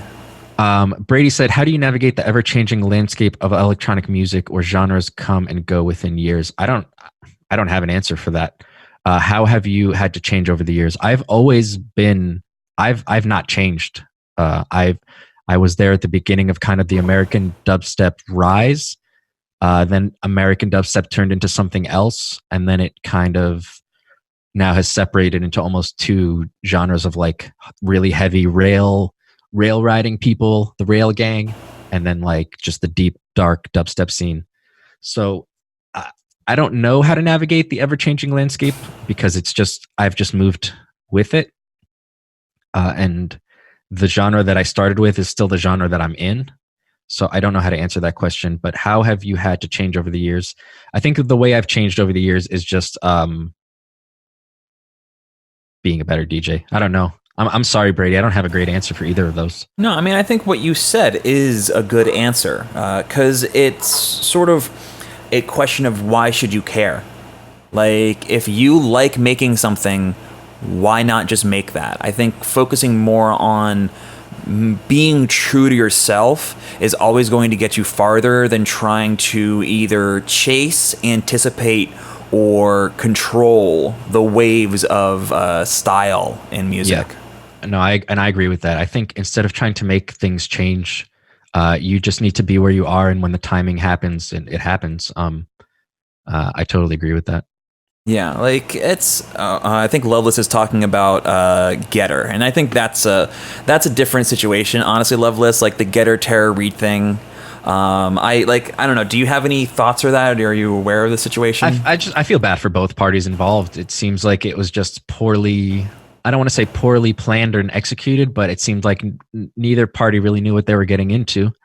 The audience wanted a certain thing, and they didn't know what they were going to get, and they got something different. And I can understand that they were upset. Very uncool of them to boo somebody off a stage. Yeah. But at the same time, if I were Getter, what I would have done differently is either made it super, super apparent that this is going to be a different set, that he's trying something different. Like I find people, like, no matter what it is, if they know what's going to happen, they'll be more okay with it. Yeah. If you're like, you have to wait here for 5 minutes before the train comes, they'll be more okay with not knowing it's going to come in 5 minutes. Just little things like that. Just having, even if it's a bad expectation, having the expectation can ease people's anxieties. Definitely. So if I were Getter, I would have either made it super apparent, or I would have started a different alias. To be honest, I would have tried to start from scratch. Like, I get that he has a jump off point for a new alias and a new type of sound, but at the same time, it is slightly a bait and switch for people who were expecting, what they have always expected from Getter. Mm-hmm. They didn't know that it was going to change. So that's my 2 cents. I think it was both parties could have done something a little better. Would you ever consider making a separate alias for like a very different style of music, or would you try to like show the audience, like not like force them to follow along, but be like, hey, I also like making this stuff? Yeah. So I've tried making a second alias twice. It never works out for me because I barely have time. Excuse me. I barely have time to manage one alias the way I want it. It's a lot of work. And so what Loveless is saying is true. Multiple aliases is fickle. It's annoying. Mm-hmm. I think that if you're as established as Getter and you have the reach and you can start a new alias and already have support from labels that and stuff, then I think that's where you can start a second alias. I think if you're an upcoming artist, you definitely should not start a second alias. Don't try and reestablish yourself while trying to establish yourself. Mm-hmm. That's spreading yourself way too thin. And that's what I realized when I was doing my second alias, just trying to put out other music. It was still electronic music, but it just wasn't really Widdler, weird, creepy dubstep stuff. And I found that, I was just spreading myself thin for no reason. And that if my audience couldn't deal with the non-dubstep stuff I was doing, then that would be okay too. And I rarely put out non-dubstep stuff. I've got one album with maybe like 5 non-dubstep songs on it. I've got maybe 2 other releases outside of that aren't dubstep, but I trust my audience enough to be okay with me branching out. So that's why I feel like I don't need to make a second alias. Totally. Whereas in Getter's situation, he created such a specific thing and then in one show switched it that it was a bit unnerving for people. Totally. Kind of switching back to like the songwriting process. What about kind of what we talked about in the middle of things, which is like the middle section? Like once you get past that opening idea, like, I think we both struggle with this quite a bit. It's easy to come up with a new idea. It's really, really hard to finish it. So like, do you have any strategies to kind of force yourself or maybe work around any problems or even work through problems to get a track from like the initial seed to like a maybe not finished product, but like mostly finished? The next step, yeah. I think a lot of it sometimes, and I find that a lot of my projects, I'll have 2 versions of the same project because suddenly you reach a crossroads at a track where, it can go this way, it can go this way. And so I like to give the track its full possible potential. Like I said, with the THC track, I ended up having almost 6 different bass lines that could have ended up being on the final. So sometimes a track will split into, it reaches a fork in the road and then it suddenly evolves and there's 2 ways that I go. And based on which one I'm feeling more, I'll work on more. But Honestly, it's this thing that I'm stuck on and struggling with is the middle of tunes. I can start tunes really easy. I can get them going, but it's, once you get to that like 50% mark where it's like you have to start making decisions, making final decisions that will, affect the rest of the track. Like you can't build a house until you have the foundation. You can't, you can start putting up ideas of where the walls should be, but until you have a foundation, the walls won't stay up. Oh yeah. So I think it's something that I don't really have an answer to as much as I will just try to push through it. I'll definitely force myself sometimes if I need to, whether it's by trying a completely new idea, creating a save as and trying the opposite of what I was just doing, or trying it again. Like sometimes you'll know how to do something and you'll go for it and it just doesn't work. But there's no reason that you didn't do anything wrong other than chance happening, the universe, whatever. Like things just don't work out. You can make a sandcastle one day and make a sandcastle another day, and one day it'll be better than the other. But in your eyes, you didn't do anything different. So I think that it can be a struggle if you feel like you're stuck on something to stop it and try and make it again. But if you do, you might surprise yourself and have the better version of that same thing. And that's something that I've noticed myself doing a few times is I'll stop the track where it is, I'll take the key elements, and I'll rebuild the whole track trying again.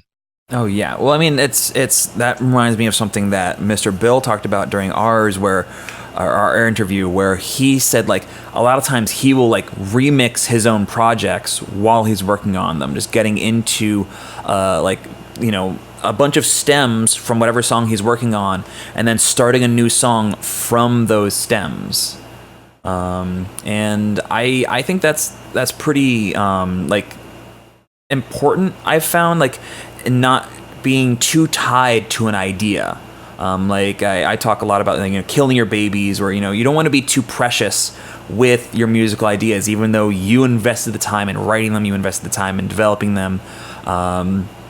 And in the same light, I've found myself wondering like, what should you do if you found yourself in one of those wrong paths? Because last week, I don't know if you saw the interview I had with Primo.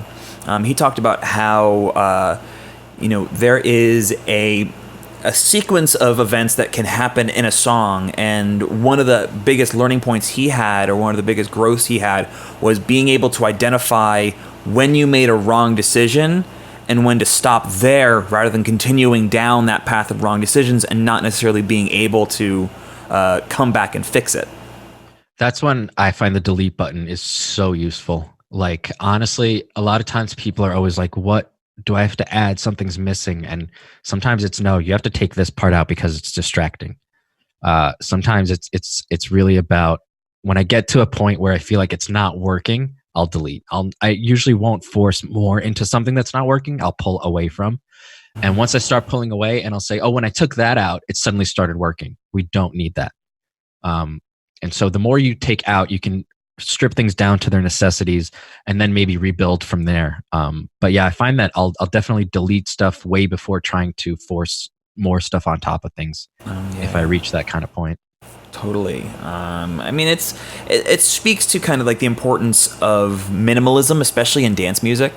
It's, you can have 500 different tracks in a project, but if like 3/4 of them are doing just one thing, then it doesn't really exist as 500 tracks. It's just kind of like the single entity of whatever the sound is. Yeah. Exactly. Yeah.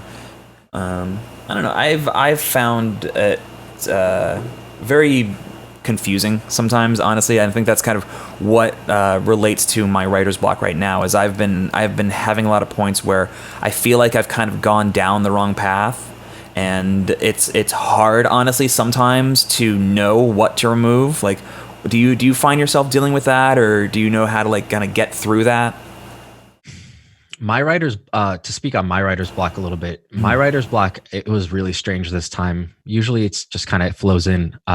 A few months ago, I opened up a video and it was like, I don't know, it was just some concert, and it was just like notes. I heard a few notes coming out on my phone, and I was so sick of notes. I don't know what happened. I was just like, every note's been played, every drum part's been played, every BPM's been played. Like, we've done it all. Why are we still doing this? And that's where my block came from. So I don't really have anything to speak on your block and how how you can maybe get past feeling like you're doing wrong things. Because I guess that's kind of where I was coming from. My mind was like, I'm not doing new things. That's where my block was from. Nothing that I'm doing is new or exciting or fun for me anymore, because it's all been done by other people who are probably doing it better. And I mean, that's a really depressed mindset, and I'm glad that I'm coming out of it, and I'm enjoying doing it again, making music again, and I'm doing the stuff that I've done before, but it's got a new lease for me. So I think the only advice I can give for writer's block is that it comes and goes. That's a fact of life. Yeah. It's if you don't give up, it will go away. I've never had really a friend who had writer's block quit music ever for forever. I've had friends stop making music and come back, but it's hard to stop making music. And when you take that break, you will find that the inspiration might come back really quickly. Yeah, that's a good point. I've definitely been debating a big long break, maybe not from like writing music, from at least from like kind of engaging with the world while I try to write music, or maybe just taking a break from music. But it's a tough decision to make sometimes. It's weird. It's such a weird headspace to want to be creative and not being able to. It's quite frustrating. Oh yeah. To kind of get back to the list of questions that I want to touch on, like, what about breaking out of the loop? How do you get a song idea structured out? Do you try and hope for the song to kind of speak the arrangement to you, or do you have any tricks that you can use to like guarantee a song gets at least the skeleton? Yeah, I mean, the guarantee for getting out of the skeleton is I'll draw in my markers. Basically, I'll color out the track to what I think I want the length to be. And that's the first step, because all the other tracks that don't get finished, they are just like an intro into a drop, and that's it. It's a loop. As soon as you start to think past the loop and force yourself, like the track isn't going to end at 54 seconds. You have to continue. So I copy, I paste. The question is, do I want to create, how much difference do I want to create between these sections? And for me, I think I'm lucky, because I mean, half lucky and half stuck in this prison of 140 dubstep, where my decisions are kind of pre-made for me, in a sense of the first part of the track is the intro. The second part of the track is the drop. I can then dictate whether these sections are what I call halftime, 27-second sections, or full-time, 54-second sections. And from there, it's like, okay, I have my 54-second intro, my 54-second drop, 54-second B section. So the B section, I have almost two choices. I can either go up in energy, or I can go down in energy. I don't want to keep it stagnant, because going from my drop into the same thing, it feels like a loop. So that's where I have to make the decision of the track. Is this track going up, or is this track going down? And that's kind of where I push myself to move out of the loop, is understanding where the track wants to move next. And after I lay that out, it's pretty simple for me, because then after the B section comes a breakdown. After the breakdown comes either the first drop again or a different second drop. So I'm kind of lucky to have a formula to fall back on for the stuff that I do, but it's also, again, a double-edged prison where I've been stuck in it for so long that it is getting stale, and I'd like to move out of it. I'm with that. I mean, I guess from there we can talk about, like ways to finish. Do you have any strategies, any little techniques? Like, I know I need to finish this song within the next 7 days. I don't have an opportunity to not do it. I'm on a deadline. Maybe it's a remix that I've been commissioned for. Like, how would you force yourself to take this idea that's almost done, it's kind of half-baked, and grind it out and finish it? Well, first of all, I always surprise myself, and I think most people can surprise themselves when they put in work. I think that it can be overwhelming to hear a crappy project and think this is never going to get anywhere. And taking a little step by little step by little step, you might not see the progression. You might not see how much it's improving by you putting in work, but at the end of it, it probably does. So a lot of the times it's a combination of me forcing myself and knowing that if I put in the work, something will come out of it that's good. I won't put in work and force myself to do something bad. So if I put in the work, I'll at least have tried. That's one thing. And the other thing is I also have to kind of surrender a little bit of my own insecurity to it, and just understand that if I'm on a time limit, even if I'm not on a time limit, no song that I put out is gonna be the last song I make and is not going to be the perfect song I make. I've never made a perfect song. I'll never make a perfect song. And sometimes you feel like that song that you're working on is your last song for some reason. You feel like this is it. This is the song.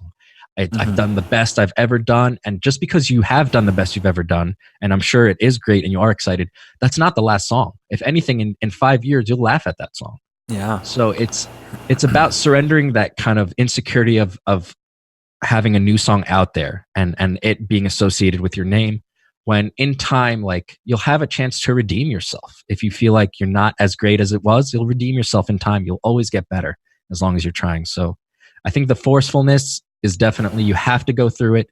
You have to finish a track you don't like sometimes. And just, if you put in the work, it'll be better than if you don't put in the work. So put in the work.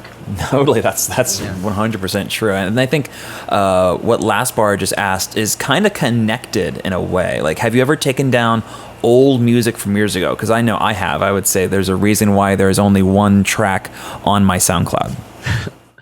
I would have liked to maybe erase some things from history. People still play some of my old songs in modern sets, and I cringe, and I explain to them why it's so bad.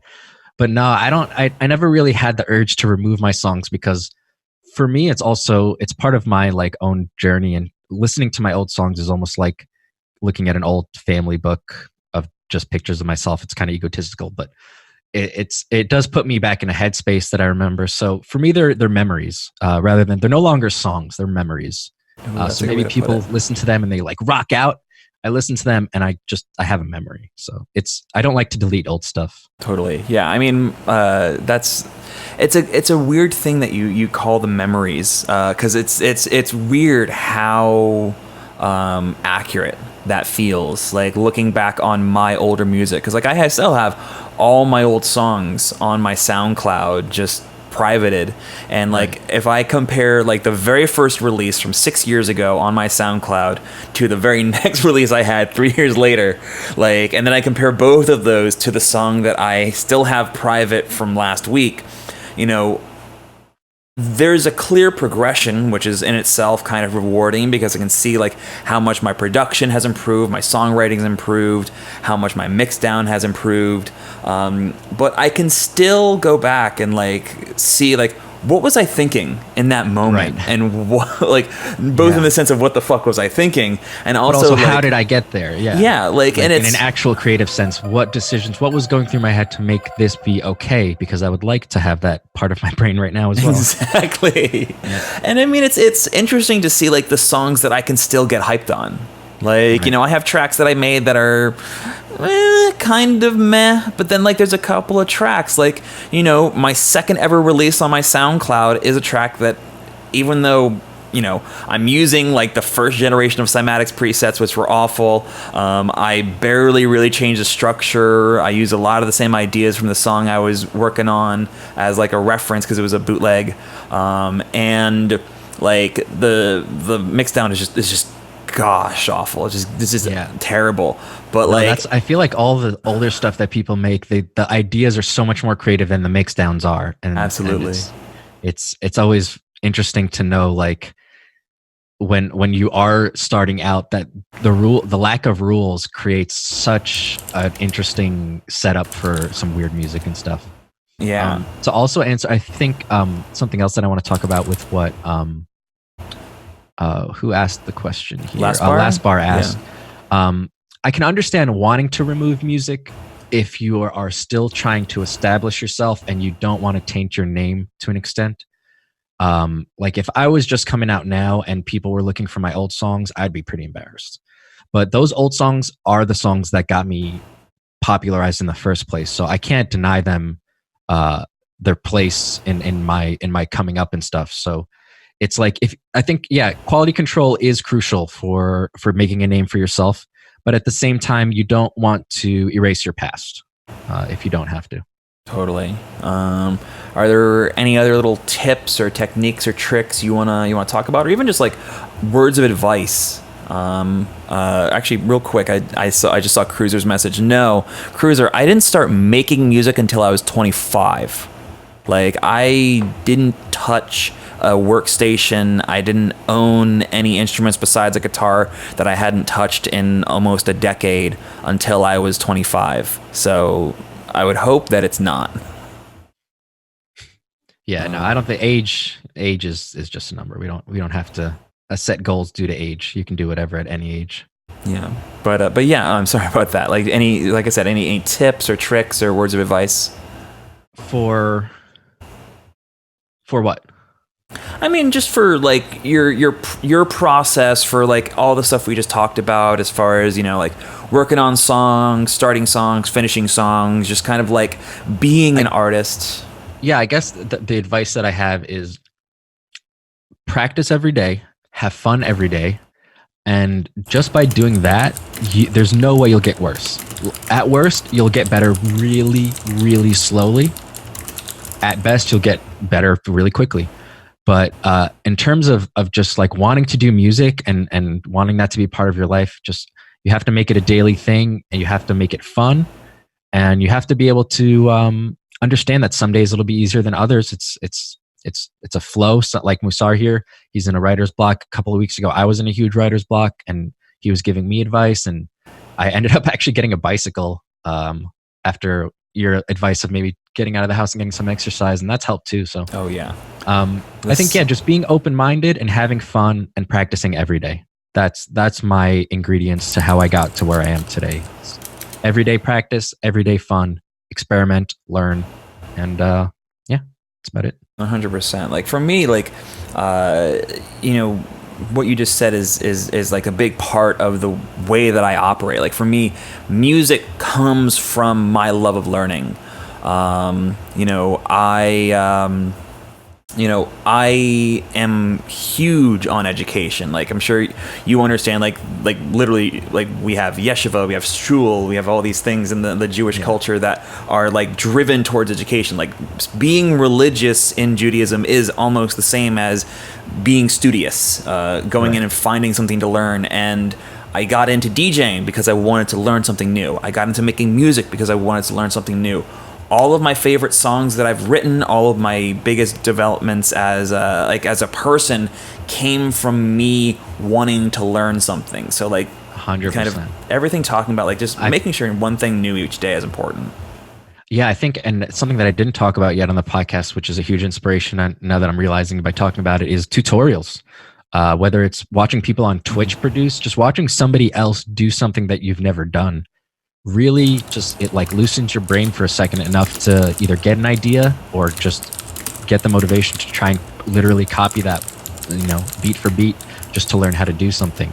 So a lot of my songs or times that I find myself most motivated to start moving is when I've learned a new technique and I'm ready to use a new technique, and I'm ready to try stuff out. So tutorials 100% go with practicing every day. I would say watch tutorials every day and try and learn at least one cool new thing once a week, if not every day. Absolutely. Sorry, I'm trying to like catch up on chat. I think this is a good time to kind of switch into like the final section of the stream. We've been going for almost 3 hours. So we can kind of this focus is the most more I've talked to anybody besides my girlfriend in like 4 years, I think. Oh wow. That's insane. I'm a huge hermit, dude. Well, I'm glad to have gotten you out of your shell. Yeah, no, this was fun.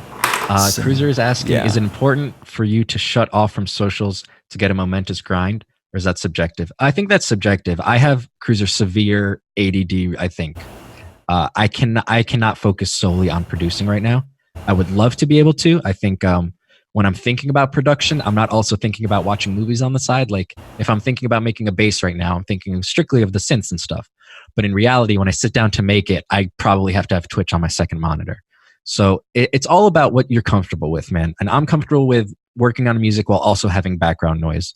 So if you need to shut away from background noise, whether it's social media, whether it's physical background noise of a movie or a TV, then that's what works for you. You just need to find out what works for you best, and just try and keep going from there, because everybody's different.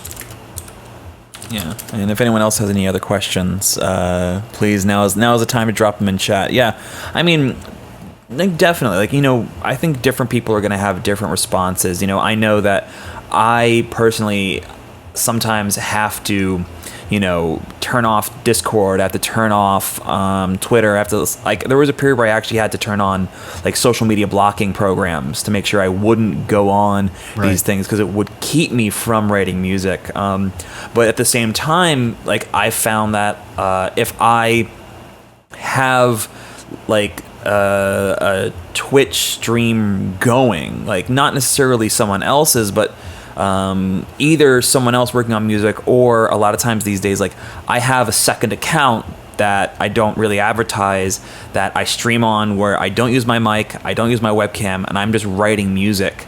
Like one of those other, you know, 0 viewer streamers down at the bottom of the music channel. And just having that almost accountability of there could be someone watching, and there is someone who I could maybe have a little conversation with while I'm working, has pushed me to work more than I have over the past couple months. That's a really interesting approach. I can see that working for myself as well, because first, I mean, producing on my stream is already the most distracting thing. I have so many people like memeing and having fun, and I love it. Like, I would not change the Twitch community for a second, because it is what it is. But I like, people like Carter can sometimes just shut out the chat and just produce. I'm not good at that. Yeah. I have a hard time even being disconnected from the internet for too long. Like, I just like having the internet there by my side, and I think that's part of my own ADDs and insecurities and stuff. But it can definitely hinder if you're trying to be mindful about your work. That's for sure. And I think part of the reason that I do distract myself so much and don't finish as much stuff is because I don't have pressure to finish things. My career at the moment is all live shows. That's where my money's coming from. If I was making money from music, it would be a completely different scenario. I would be probably a much better producer. I'd probably be a much more diligent producer, much better with time management. But at the moment, I'm kind of like in this free form, put out music whenever you want, and nobody cares. I mean, I'm sure people want music, but I don't have deadlines or reasons to finish music. And that's a downside to what I'm doing right now, I think. Oh yeah. I mean, just saying that out loud. Totally. Well, I mean, with that, like, I've actually, one thing I've been thinking about, and it kind of will segue into the question that Roll the Red had, which I think is a really good question to talk about in just a second. But like, how would you feel about, you know, putting yourself on a schedule for like releasing music on, let's say, like your own label? Like, what if you make like literally the Wid Fam label, and part of promoting that, and as well as like finding talent, maybe looking for other artists, is like forcing yourself to have a reason to have the label and like self-publish your music, which you are doing a lot already, but like through a label system, through this idea of distribution, and kind of putting yourself on that, because it's something I've actually thought about a little bit. I mean, I would like to. I honestly, my brain real estate is so small. Mm-hmm. I deal with like one thing at a time. I'm very in the moment oriented, and I don't want to say I'm bad at, but I'm not good at long-term planning goals and stuff. So I think me with a label would just be a recipe for stagnation. Nothing would happen with it. Yeah. But there are other labels that are always emailing me and pushing me to put out stuff with them. So at the end of it, I can put myself in a position where I'm, you know, forced to finish music, and that would be great. I just keep wanting to put it off, and I keep saying to labels and stuff like, oh, I don't have any music right now, I'll get back to you and stuff. And it's a little disheartening, but also I think personally, I'm at a transitional period right now in my music, mm-hmm. where I've learned so much in the last year that I haven't even really had a chance to put to use yet. I feel like I'm backed up at least one album's worth of really cool stuff that I have an idea for. And I'm at this transition of trying to figure out when and where I can put the time in. And that's where these 2 months off coming up in January and February are going to be the start of that. I'm going to have a new laptop. I'm going to have hopefully a new desktop. And then I'm just going to be trying to, all these things that I've been talking about on stream today that are bad, the way my audio is hooked up, my ADD, the sonar works, everything bad that I'm self-aware about, I'm ready to change that. And I'm ready to move to the next step, because it's frustrating to me that I know I can do better than this. Yeah, well, no, and I think, you know, you're very good from what I can tell at like kind of self-identifying problems, which is something that I'm awful at. Too analytic. Yeah, but it's a good thing, and I'm curious, like, what do you think about collabs? And I think this can also be a good way to segue into what Roll the Red asked about finding collaborations and stuff like that. Let's see. So Roll the Red is asking here. Let me scroll up. How do I find people to collab with? I feel like I'm lacking on my part when it comes to getting a collab, and I don't know how to go about asking people. Seems every time a collab happens, I'm waiting for stems back, but they never finish. So you're not the only person that feels this way. And I think that part of the issue with collabs is you kind of have to meet a like-minded person, and that's a difficult thing to do. You need to find somebody else that's both musically like-minded, creatively like-minded. I mean, not necessarily. You can create a matchup, a mismatch. But I'm saying you're both in a position where you want to do a collab. You want to do a collab that's going in a certain direction, and I feel like that's the odds of that are just so small, and that's why it's hard to find a collab. But like right now, I know of at least 2 people in my Discord looking for collabs. Roll the Red. So the question is like, what's stopping you from collabing with, say, JWire, who's in my chat and wants to collab? It's usually just the type of music, the type of person, and just the ability of the people to communicate. I think those are the 3 hardest things about collabing. It's not the actual working on the music. It's the finding the collab, and it's the keeping the collab open. And it's a 2-way street. I think sometimes if you send somebody a collab and they don't send it back, you can ask them like, is everything okay? Or do you not feel motivated by this collab? Do you want to send it back? Like, you should ask them if you have an issue with a partner of any partner, whether it's music, relationship. It's always good to just bring up the problem and be straightforward about it. Say, hey, I haven't gotten the stems back. Are you planning on working on them? Do you not want to work on them? So don't set yourself up to be confused and lost and frustrated. Set yourself up to have somebody that you can communicate with, and then from there, I think you'll be in a much better position to jump off into a collab rather than just, who wants to do a collab? Oh, I do. And then from there, it's just like, that's all it is, really. Yeah. I empathize with what you're feeling, Roll the Red, because there was a period where it's like I was just kind of trying to find a collab partner, and I think that kind of what you hinted at, Wid, is, find a community that you enjoy being a part of. Like, there's so many production communities out there that you can just kind of hop around, look for what people are talking about, not just in terms of the music that they like, but the topics they bring up. Find someone who you can mesh with as a human being, not just as another musician you can write a song with. Because like my best collaborations have come from people who have the same musical ideas that I have, or at least in the sense that like we care about similar things when we're writing music. And we have a lot of similar ideas, or at the very least, again, we can like talk about things. Like if it's someone who, not to bring up politics, but if there was someone who was like a Trump supporter, I don't know if I could collab with them because I don't know what we would have to talk about outside of the fucking collab. Yeah.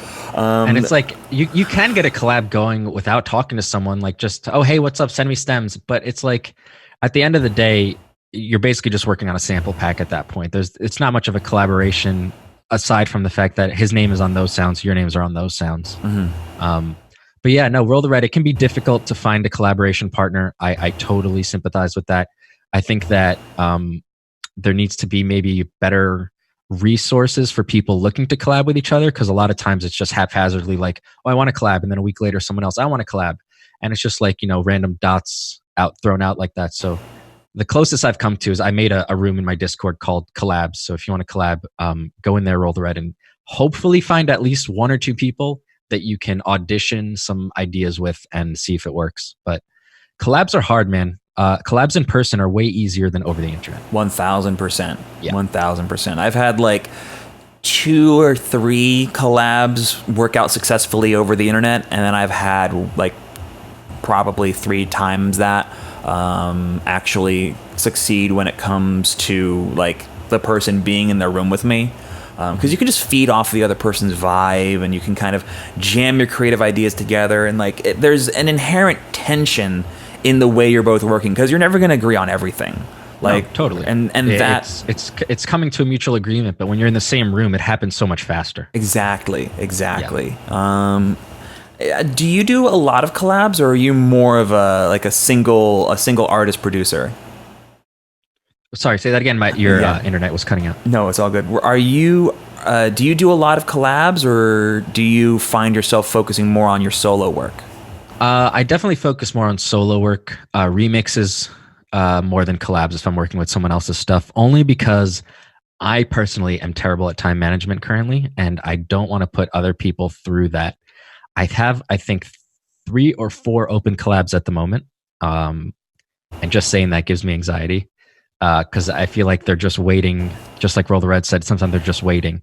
I know these people know my situation. They know that they're not expecting it any minute now to have me send something back. But it is for me more of like I get more anxious working on a collab because there's someone else that's kind of waiting for me. Whereas if it's a remix, so a remix will usually have a deadline. Remixes are things that I finish pretty easily. Those are one of my easiest things that I can finish. That's why I do a lot of those. And it's some decent side money as well. But yeah, for just music itself, it's all originals. I shy away from collabs unless they're in person because of just the anxiety that it creates for me. Yeah. Do you want to answer Shroom's question? Shroom says, while we're on the topic, what did I do with the Ronnie Size ripoff? Oh, so Shroom and I also have a collab together. Do I just Pump Up the Jam back on it? Shroom, at the moment, do I have it or do you have it? Basically, Shroom and I have a really cool drum and bass collab that I haven't opened because the project's so big. That's the only thing that stopped me from it. So Shroom, if you want to finish it, feel free. If you want me to actually put work on it, I will, just not maybe until I get my new computer. Yeah, or you could send him some stems, Shroom. That might help. Yeah. I mean, worst case, like the song is pretty much finished, and I know Shroom can handle finishing it, but I would maybe put a couple more wood flavors on it and then send it back. Shroom, we'll talk, man. We'll talk. Yeah. So what I'm curious about is kind of what you just said about remixes, which is a bit of a tangent, but like I suck at remixes. I am awful at doing bootlegs and remixes. I have some sort of weird block when it comes to working on someone else's idea and turning it into my own. Like, do you have any tips for that? One of my biggest things is I try to not listen to the original if possible. A lot of times if someone's like, hey, we have this release coming out, we're looking for some artists to do some remixes, would you be interested? And I say yes. They send me the original and the samples. I usually won't listen to the original if I can help it. If I already know the song, that's one thing. But for me, the fun part about doing a remix is that all the sound like it's almost like you have the recipe and you can just remake the food. Like obviously that's a really obvious statement. But the excitement for me in a remix is that the hard parts are already done. Someone has already chosen sounds that fit well together.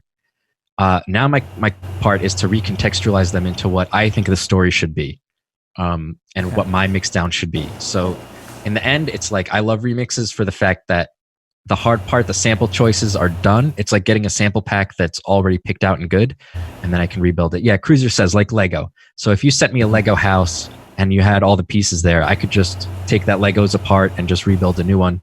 If you send me the Lego pieces without having seen your house, I could probably make an even more creative version of something different. But for me, it's really cool to think about a remix as having all the good parts of a song and just needing to recontextualize them. Okay. Do you like sample the original stems, or do you just leave the vocals and like rebuild it from the ground up, or does it depend? It depends. Like I said, if it's a vocal heavy track, I'll almost always just stick the vocals in the track and just rebuild a new one. I love just making a whole new track out of something. If it's an instrumental track, I'll find the most, the main character of the song or whatever is most ear catching, and I'll try to work around that. A lot of the times the remixes that I get are either going to be the same BPM and speed as the original. So if I know that the original is kind of like heavy and party vibes, maybe I'll bring it towards like more deeper or reggae vibes. And if it's a darker tune, maybe I'll try to introduce more energy. If I know what the song is going to be for the remix, I try and give it a little bit of the opposite of what the original had, so that there's some contrast. If I don't know the track, then again, I just get the stems and I'll just start throwing it into my DAW, and the first thing that catches my attention, I'll just start working from there. I dig that. So I have a couple of fun questions here. Things that are just kind of just to play around. The first one's going to be the classic DAW war question. What do you think about like other DAWs besides like Reason, or have you ever used other DAWs? Like this is where you get to start throwing shade on anyone you want to. Oh man, I feel like if anything, I like all other DAWs besides Reason more, and I haven't even used them. Just by looking at what people can do, like if I could have gone back in time and started over, I would be in Ableton right now, 100%. Okay. I think that Ableton is like all the good parts of Reason. And the good parts of Reason that other DAWs don't have are simply just like a few built-in VSTs that are now available, so it doesn't even matter. But no, dude, I would go back and use Ableton if I can. I have no hate for any other DAWs except for Reason, to be honest. It's frustrating. Well, are you excited for Reason 11? It's coming out in like a week or something? Oh, we are getting curves and crossfading. What year is this? Oh man, crossfades. Crossfading audio finally in Reason. Oh goodness. I used to have to duplicate tracks to just crossfade something. And then you can load Reason as a VST inside of Ableton, so you can finally make the switch. Yeah. No, I'm definitely considering it because I've watched Carter in it, I've watched you in it, and especially Mr. Bill in it, and it's just like it's pretty straightforward, and it's just like Reason, you know. It's essentially like Reason where you build these little racks. Except it's much better than having to scroll through a whole bunch of colorful things. A mass of cables. Yeah. And then I guess that was a bit less climactic than I was expecting. You were very diplomatic, Widdler. Yeah, no, I don't know enough about other DAWs to hate on them. I feel like the other DAWs just have better stuff than Reason. Oh, well, what do you think about like the music industry as a whole? I think it's weird because there's so many different parts of it. There's the business side of it that's like popular on TV, on radio. That's like this whole beast that it's like it's a separate entity from people just making music. It's its own thing. Then there's like the underground music scene, which is like people on SoundCloud, rappers, people throwing their own shows and going to their own shows. And then there's just people who've been listening to the same music since they were kids, so they're not really being introduced to new music or anything like that. So it's weird. I don't think there's a blanket feeling for the music industry. I think that what you want to get out of the music industry, you can pull from it. There's an underground with a really great community. There's an above ground mainstream with a lot of money involved and a lot of politics involved. If you can manage to squeeze your way into that and find yourself in a spot, then good for you. But at the end of the day, I think the music industry is what you want it to be because it can be anything. And deciding what place you find yourself in the music industry, whether it's in small communities, big communities, underground, above ground, in the end, it's what you want to take away from it. It doesn't owe you anything.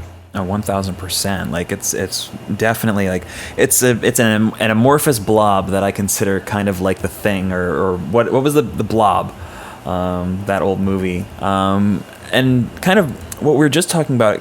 I want to talk about what Loveless asked, but I kind of want to ask it through the context of like, do you have any advice for people who are trying to get more success in the music industry, whatever part of the music industry it is? And you can kind of answer by like responding to Loveless's question specifically.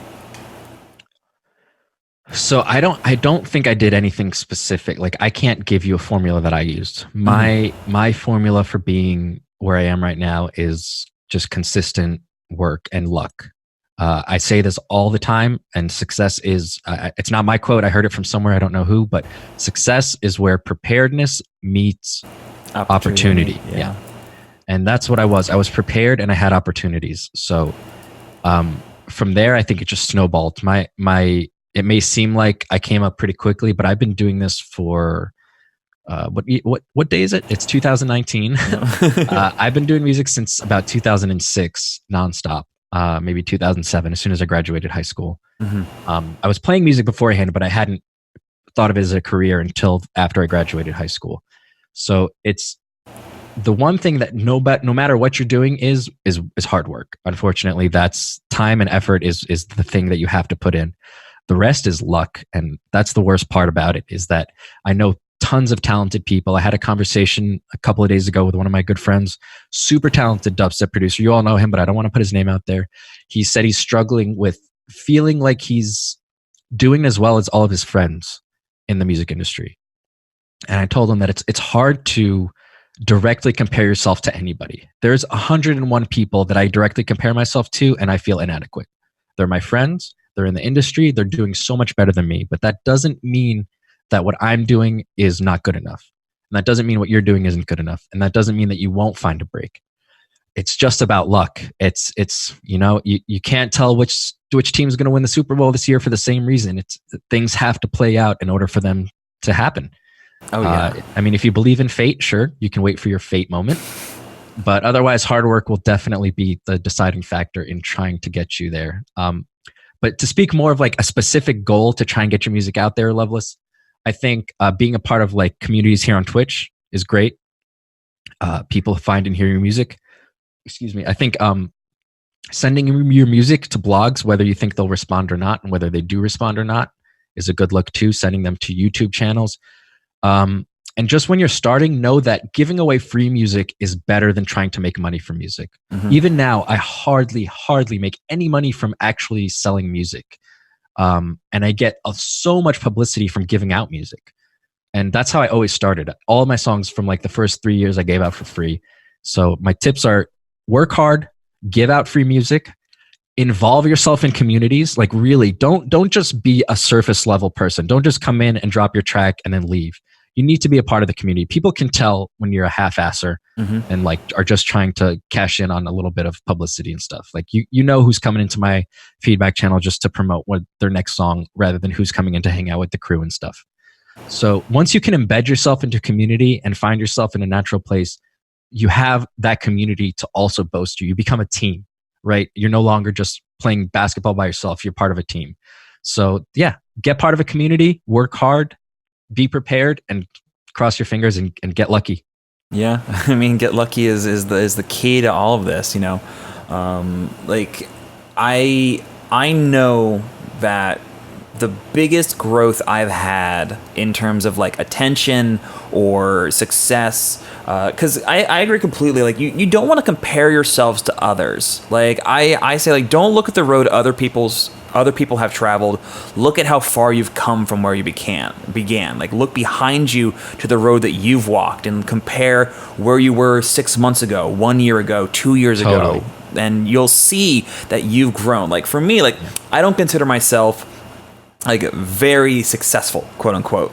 But like I've gotten to a point where, you know, I started streaming in February and now I'm able to have a conversation with you in front of, you know, dozens of people and start to make like actual money from streaming. And the biggest part of me doing that is that I hang out in multiple people's streams. I hang out in your stream, I hang out in Carter's stream, I hang out in Raid's stream. I find people of all different sizes and I look for people who I can both learn from and grow with. You know, I'm a big proponent of this idea that a rising tide lifts all boats. So if you can find a crew that, you know, you feel comfortable working with, that you feel comfortable learning from, you're going to have so much easier of a time and so much more enjoyable of a time than just trying to act like some lone wolf who I'm going to do everything myself. No, be vulnerable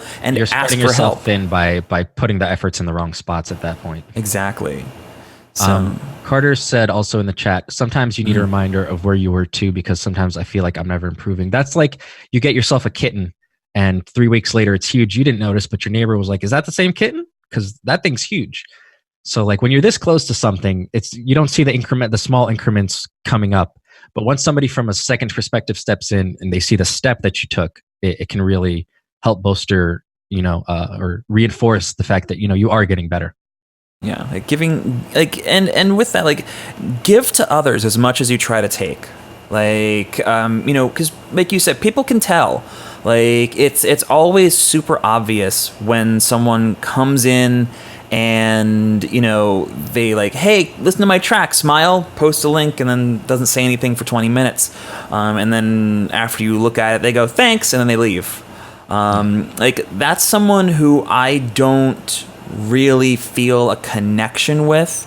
But like the people who come in and like they're active in my Discord, they're active in, you know, my streams. I see them in other people's streams, specifically streams that I like to engage in. Like that's someone who I think is going to make it because they're invested in others and not themselves. They 100%. Are willing to give advice. They're willing to, you know, ask questions.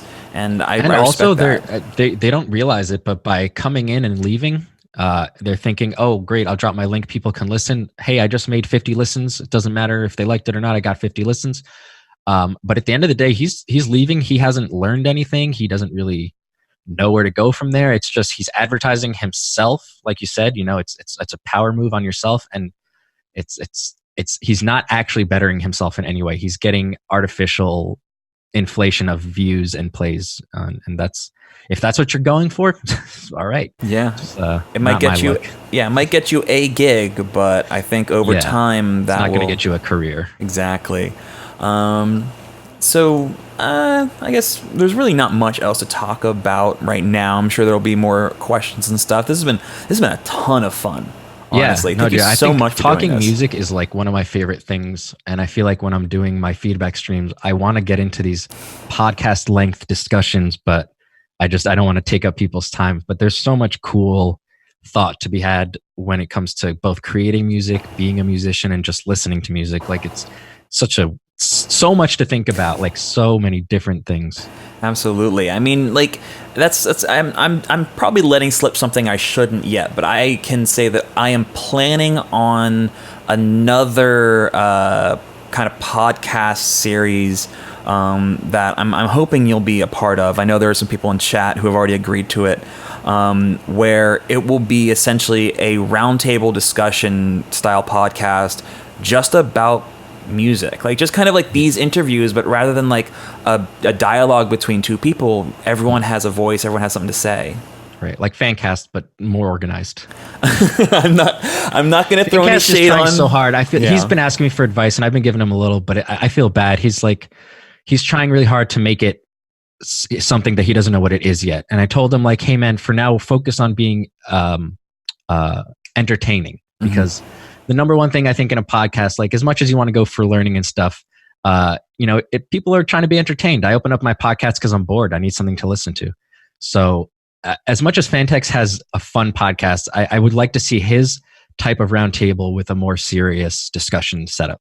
Yeah, and that's kind of like, not to throw shade on Fantex, because I am going to be on his stream in 2 days for the Fancast, but I'm tuned into every Fancast. I love it. Like it's you don't learn a lot, but holy shit, is it fun? Yeah, and that's the thing. Like I think what we have, or what I'm planning, is it's similar in style, but it's very different in substance. And not to say that it's better, but like I think there is, there is a need for something where you can have just a group of 3, 4, or 5, or even if we're really trying to get scuffed, 6 people, just talking about just random shit. Like what DAW have you messed with recently? What synth have you been playing with? Like, have you learned anything cool lately? What do you think about this new track or something? Like just some fun conversation. Right. But, that's, like I said, that's still in the very early phases. But I think if you're interested, I would love to have you on a couple of those. There's also a couple of people, I don't know if you're familiar with them. I'm going to drop their link in chat. Yeah. There's a group here on Twitch called Gearsplaining. They do a podcast. I don't know if they're on a schedule at the moment, but they were live yesterday. And basically, they have kind of roundtable discussion, mostly about hardware synths, mostly about modular gear and stuff like that. Nice. But there would be another community that I think we can definitely get along with, in terms of just they're in the music section, we're in the music section. They like chatting and stuff. So just in the future, if you're thinking of finding some new people, check out Gearsplaining. They might have some things to offer. And one other channel that I would like to make people aware of, if they weren't yet. He hasn't been live in a bit, but I think it's because he's been busy. Power Up Audio is a streamer who owns a post-production audio company. He does Nice. music for games. I believe he just finished up doing Celeste. He's done a lot of other games. And he does sick. Real Talk, which is basically you send him your reel and he'll do a feedback on kind of that kind of thing. So he's more in the music industry, gaming side of things. But he's another really cool streamer here on Twitch that people might not have heard of. So Yeah, thank you for throwing sharing out there. those. Yeah, that's awesome. Those are both really good. I just sent them follows. No Underglow, no one has asked them. I'll let you answer that one first. Do you use any outboard gear, or is it all in the box? 90% of the time it's in the box. I've got an OP1. I've got a couple of Roland synths. I do have toys that I play with and that I have used before, but it's like all the effort that I put into setting them up and like playing with them, I feel like I can just do in the box. It's all about how I'm feeling. If I feel like having a jam and touching stuff, I'll whip out the OP1. I won't even worry about Reason. But if I'm looking to make a song, it's all in the box for me personally, just because I'm about speed and efficiency. Yeah, same here. I mean, like you can kind of see on the stream, like I have these two boys up here. I got like the Roland JDXI, and I have the Korg Mini Log, kind of like the standard entry level hardware synths. I don't know if you can tell. I don't think it's very visible, but they're covered in dust. So. Yeah, mine would be too, but the closet is pretty dust free. But they're just sitting in there. Yeah, so it's I love using hardware. Like it's fun. It's so fun. But that's the thing. It's fun, and a lot of times I don't need fun. I need to work, and I want to find enjoyment in the work. So it's a very different process. I think sitting down and recording a jam session from a synth is super good to do. You can definitely create a small sample pack or even just, create a song or a riff that you can then turn into a song without necessarily starting from scratch and working on a song via a hardware thing. You can just jam, have fun, and then later on see if it's worth pursuing in a song. Yeah. So what do you think of the OP1? Because I've considered it, but I don't know. It's overrated. It's overpriced. It's not overrated. Yeah. It's overpriced. It is an awesome synth. It's an awesome thing. It takes a lot. It's a big learning curve to get comfortable in it. The first few months that I used it, I ended up deleting stuff by accident a lot and just ruining stuff. And it can be frustrating when you know what you want to do and it's simple as, I just want this to loop perfectly. Simple things that you can do in a DAW, like set a loop to a BPM, becomes a little more involved. But I love the OP1. I think it's great because you can really just, it's like the ultimate just jam toy because you are so limited, and it is creativity being bred from limitation. So yeah, I don't regret buying the OP1, but I do regret how much I paid for it. I paid full price for it, and it's ridiculous for what it is. Yeah. Speaking of things that are ridiculously overpriced, I want to get to Carter's question in just a second. Xubase asks, do you think Twitch is a good platform? If you want to just answer that one in chat real quick. Do you think Twitch is a good platform? Xbase says, I do and I don't. It's not ideal. The management has done a lot of things that are not ideal. Yeah. They're quite inconsistent, which is, I think, their biggest fault. Twitch's biggest fault is inconsistency in their rules. It's all case-by-case basis, depending on favoritism and other things like that. I also dislike Twitch for the fact that it seems like as much as they pretend they help smaller streamers grow, they really are only catering to bigger streamers staying big. And so those are the two downsides of Twitch. The upsides of Twitch are the community is huge, so there's a lot to tap into. The community is great, especially outside of the gaming stuff. Like a lot of the gaming communities are great, but there's a lot of trolls and stuff. The music section on Twitch, compared to all other communities in like most things, YouTube, Twitch, and gaming and stuff, is actually really well behaved and like some really good people. So yeah, those are the things I like about Twitch and don't like about Twitch. Yeah, I'm not gonna speak my piece. I'm just gonna let my comment in chat stand for itself. Fair enough. But what Carter asked, like, do you think that having an agent or a manager accelerated your career? Definitely. At first, the only shows I was taking was shows that somebody would directly. In the past, the shows that I got were from direct MySpace messages or Facebook messages. Like, hey man, we heard you on Dubstep FM. Like, we heard you on MySpace. Like, we would love to get you out for this show that we're having. And that's where it started off. But it didn't start. I didn't start actually making money off of doing these shows until I got an agent. Because I personally, like I said, I'm small brain. I have little real estate up there. I can only deal with so many things at once. And once it comes to numbers and dates, like forget about it. I can't deal with that. So having an agent, having somebody who not only contacts and talks with the people, but sets up the dates and the logistics of it is the reason that I have so many shows. I would not be doing as many shows. I would not be as successful in my shows if it weren't for my agent and the agency. And I got both really lucky because the agency itself was, when I decided to move to it, I was jumping from Circle Management, which they had picked me up after I had done a release for Ausla, which I don't even know how that happened. But I released 2 drum and bass songs on Ausla and a dubstep track, which I don't even make drum and bass, but it happened. Mm-hmm. And so I was with Circle Management. They're the ones that set that up. But I found that Circle Management they were waiting for me to do the work and blow up. They were having me on back retainer. If I happen to get successful, they would cash in on that. But they weren't actively trying to help me better my career. So I found that, is that a raid message? Yeah, that's the shriek of my raid call. Thank you so much, Madison, for that raid of 9. Thank you so much. I saw the clip. I haven't had a chance to watch it yet. We're gonna watch it at the very end of stream because I don't want it to interfere with the interview. But thank you so much. I appreciate it. So yeah, it started off with that. And when I realized that it wasn't the label for me or the agency for me, it was kind of frustrating because they have a lot of money in that agency. They have a lot of reach. I was trying to break through, but I didn't want to do it in a kind of forced or faked way. And I remembered there was this agency submission that had always been in Denver, and they booked me for many shows. And it just kind of I was like, you know what, I'm going to give them a call. I gave them a call, and that's where it just snowballed from there. It was I got onto their agency. They got me an agent, and he asked me what I wanted to do. I said I want to do shows on the weekends. I want to be home during the week, and that's my goal. And the combination of how big Deep Dub was kind of getting in America, and also the size of the agency growing, it was all like this really big swoop that I kind of rode the wave of. So I think I've had a lot of lucky breaks in my career. My first lucky break was, having people search for me on YouTube because of the word dubstep. My second lucky break was having people listen to me on Dubstep FM.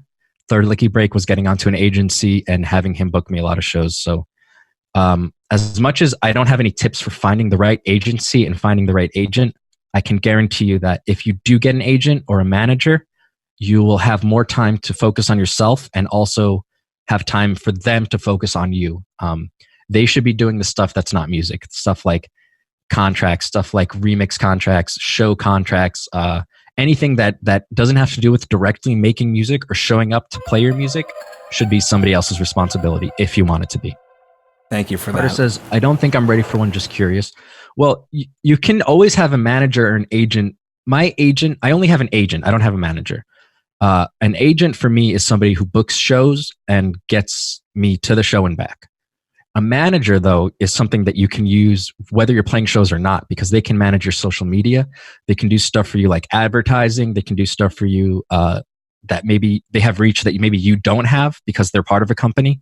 So, Carter, as much as maybe you feel like you're not ready for an agent or a manager, it would still be worth looking into one and starting a conversation with somebody, because in the end of it, you're going to want an agent and a manager. It's not something you can avoid. So how would you go about getting a manager? You think it's something where you go hunting for one, or where they come find you, or is it a bit of both? Okay, it's both. Yeah, it's there's definitely managers out there that hunt artists. They'll either hear them on SoundCloud or at a live show, and they'll literally go up to them and ask them and recruit them. Say, hey, I'd like to work with you. Who are you working with? Are you working with anybody at all? And then the other half of it is, you see an artist on a label and you like what that label is doing, or that agency, is doing, and you want to pursue that. I know of a few people who, after seeing me on submission, were like, wow, this is a really nice agency. And they approached them, and some of them got on, some of them didn't. But that's kind of how it happens. It's a lot of chance, but it's also a lot of hunting from both sides. So for sure. And you don't have to settle. If you find that you're with an agency or an agent that is either doing stuff that doesn't mesh with whatever feels natural to you, then find somebody else. That you don't need to be forced into being somebody you're not, just to try to get your name out there. Yeah, that's a really, really informative piece of information because I have no idea about any of that stuff. Yeah, I mean, I personally don't either. This is I've only had one experience of having this agency, and it all kind of happened by chance and by um, what's the word I'm looking for? Just kind of natural progressions of things. Yeah. I never really tried to force anything. I was always just trying to make music and hoping that somebody would pay attention. That's really good advice, actually. So, unless there's any other questions, I think we've gotten pretty much everything kind of answered so far. What is coming on the horizon? Because we know you got the Wid Fam coming out in a few weeks. You're going to be doing some more shows. I know you're taking a break early next year. So what's coming down in the next 12 months, I guess, for the Widdler? Yeah, a couple of releases. I think the big goal is to update my studio. My computer, the wiring, the whole setup. This is a bit jank for my personal taste. Maybe 5 years ago this was fine for me, but I've grown so much and learned so much that it's at this point a little bit embarrassing. So I think that musically, I'm going to be continuing to push music out there. Maybe not as much as I'd like to, but more than I have this past year. I think shows wise, I'm going to continue to be doing shows. I have another small tour lined up with Push Loop. I've done one before and it was so much fun that we're going to have to do one again. But besides that, yeah, my goal is just doing the same thing that I'm doing, being on Twitch, doing shows and hanging out with you guys. Sounds great. Well, again, thank you so much for doing this. Yeah, no, thank you, dude. This has been eye-opening for me. I've learned a lot about this community and myself just talking out loud because like I said, I don't talk with many people for very long. I get you. I guess honestly that kind of does it for the interview. I don't have any other questions. I think everyone is very, very grateful. Everyone in chat, please say thank you, Wid. Well, thank you guys in chat for being here and keeping us entertained. And thank you again, Musar. This was super fun, man. Absolutely. Who are you having on next time? So next week I have on a friend of mine, another producer by the name of Silent Science. Okay. They're a really, really talented producer. They make a lot of glitch, a lot of drum and bass, a lot of neuro-based stuff. Week after that, on the 3rd, I have an interview with this guy who's part of a group called Fort Atlantic. He also streams on Twitch.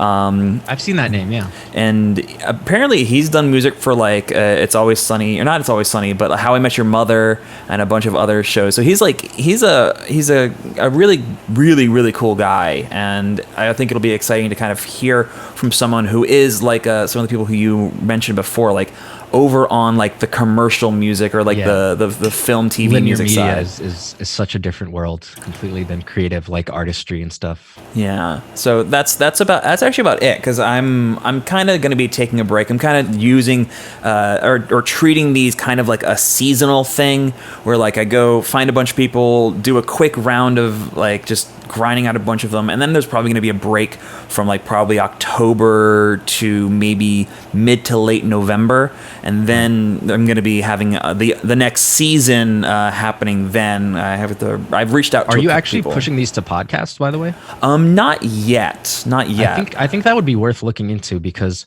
as much as these are like on video, a lot of it's just audio, and if you can reduce the file size and people can just download it onto iTunes or podcasts, like I would probably listen to more episodes and ones that I missed because I have more time to listen to stuff than I do to watch stuff. Oh yeah, no, I mean I need to get on that. I used to have a podcast, but I need to actually get in on re-uploading all that stuff. So thank you again. Real quick question to close it off, and then we can just disconnect. Is how do you get your hair to be so luscious and glorious? Dandy gets only the finest shampoos and stuff. I'll let you in on a secret that it's not really a secret. Most people know this. But the reason I wear a hat and have long hair is because my hair is like almost a little better than yours. No, my hair's not that bad. Let's do a trust hair me, reveal here. You're fine. This is God. I don't care. I just shave it all off. I should not have done that. That was terrible. Revealed. That was, I think, my first hair reveal ever on stream. So that's how I keep my hair luscious, is by distracting you away from the bad parts of it and making you look at the good parts of it. Awesome. Thank you again, Wid. Have a good one. Have a good night, man. We'll chat later. Bye. Alrighty then. Let me just go ahead and close this. That was so much fun. That was a blast. I had a lot of fun with that. Shout out Widdler. Thank you all so much for hanging out with us. We had a huge stream today. A lot of people talking, a lot of good conversations. I'm sorry that I missed all of like the follows and everything. You go to the restroom, Wid. I'm gonna do a real quick rundown of everyone who followed. I'm just gonna go from the start of the stream because I totally missed everything. Thank you to Silencer Sam. Thank you to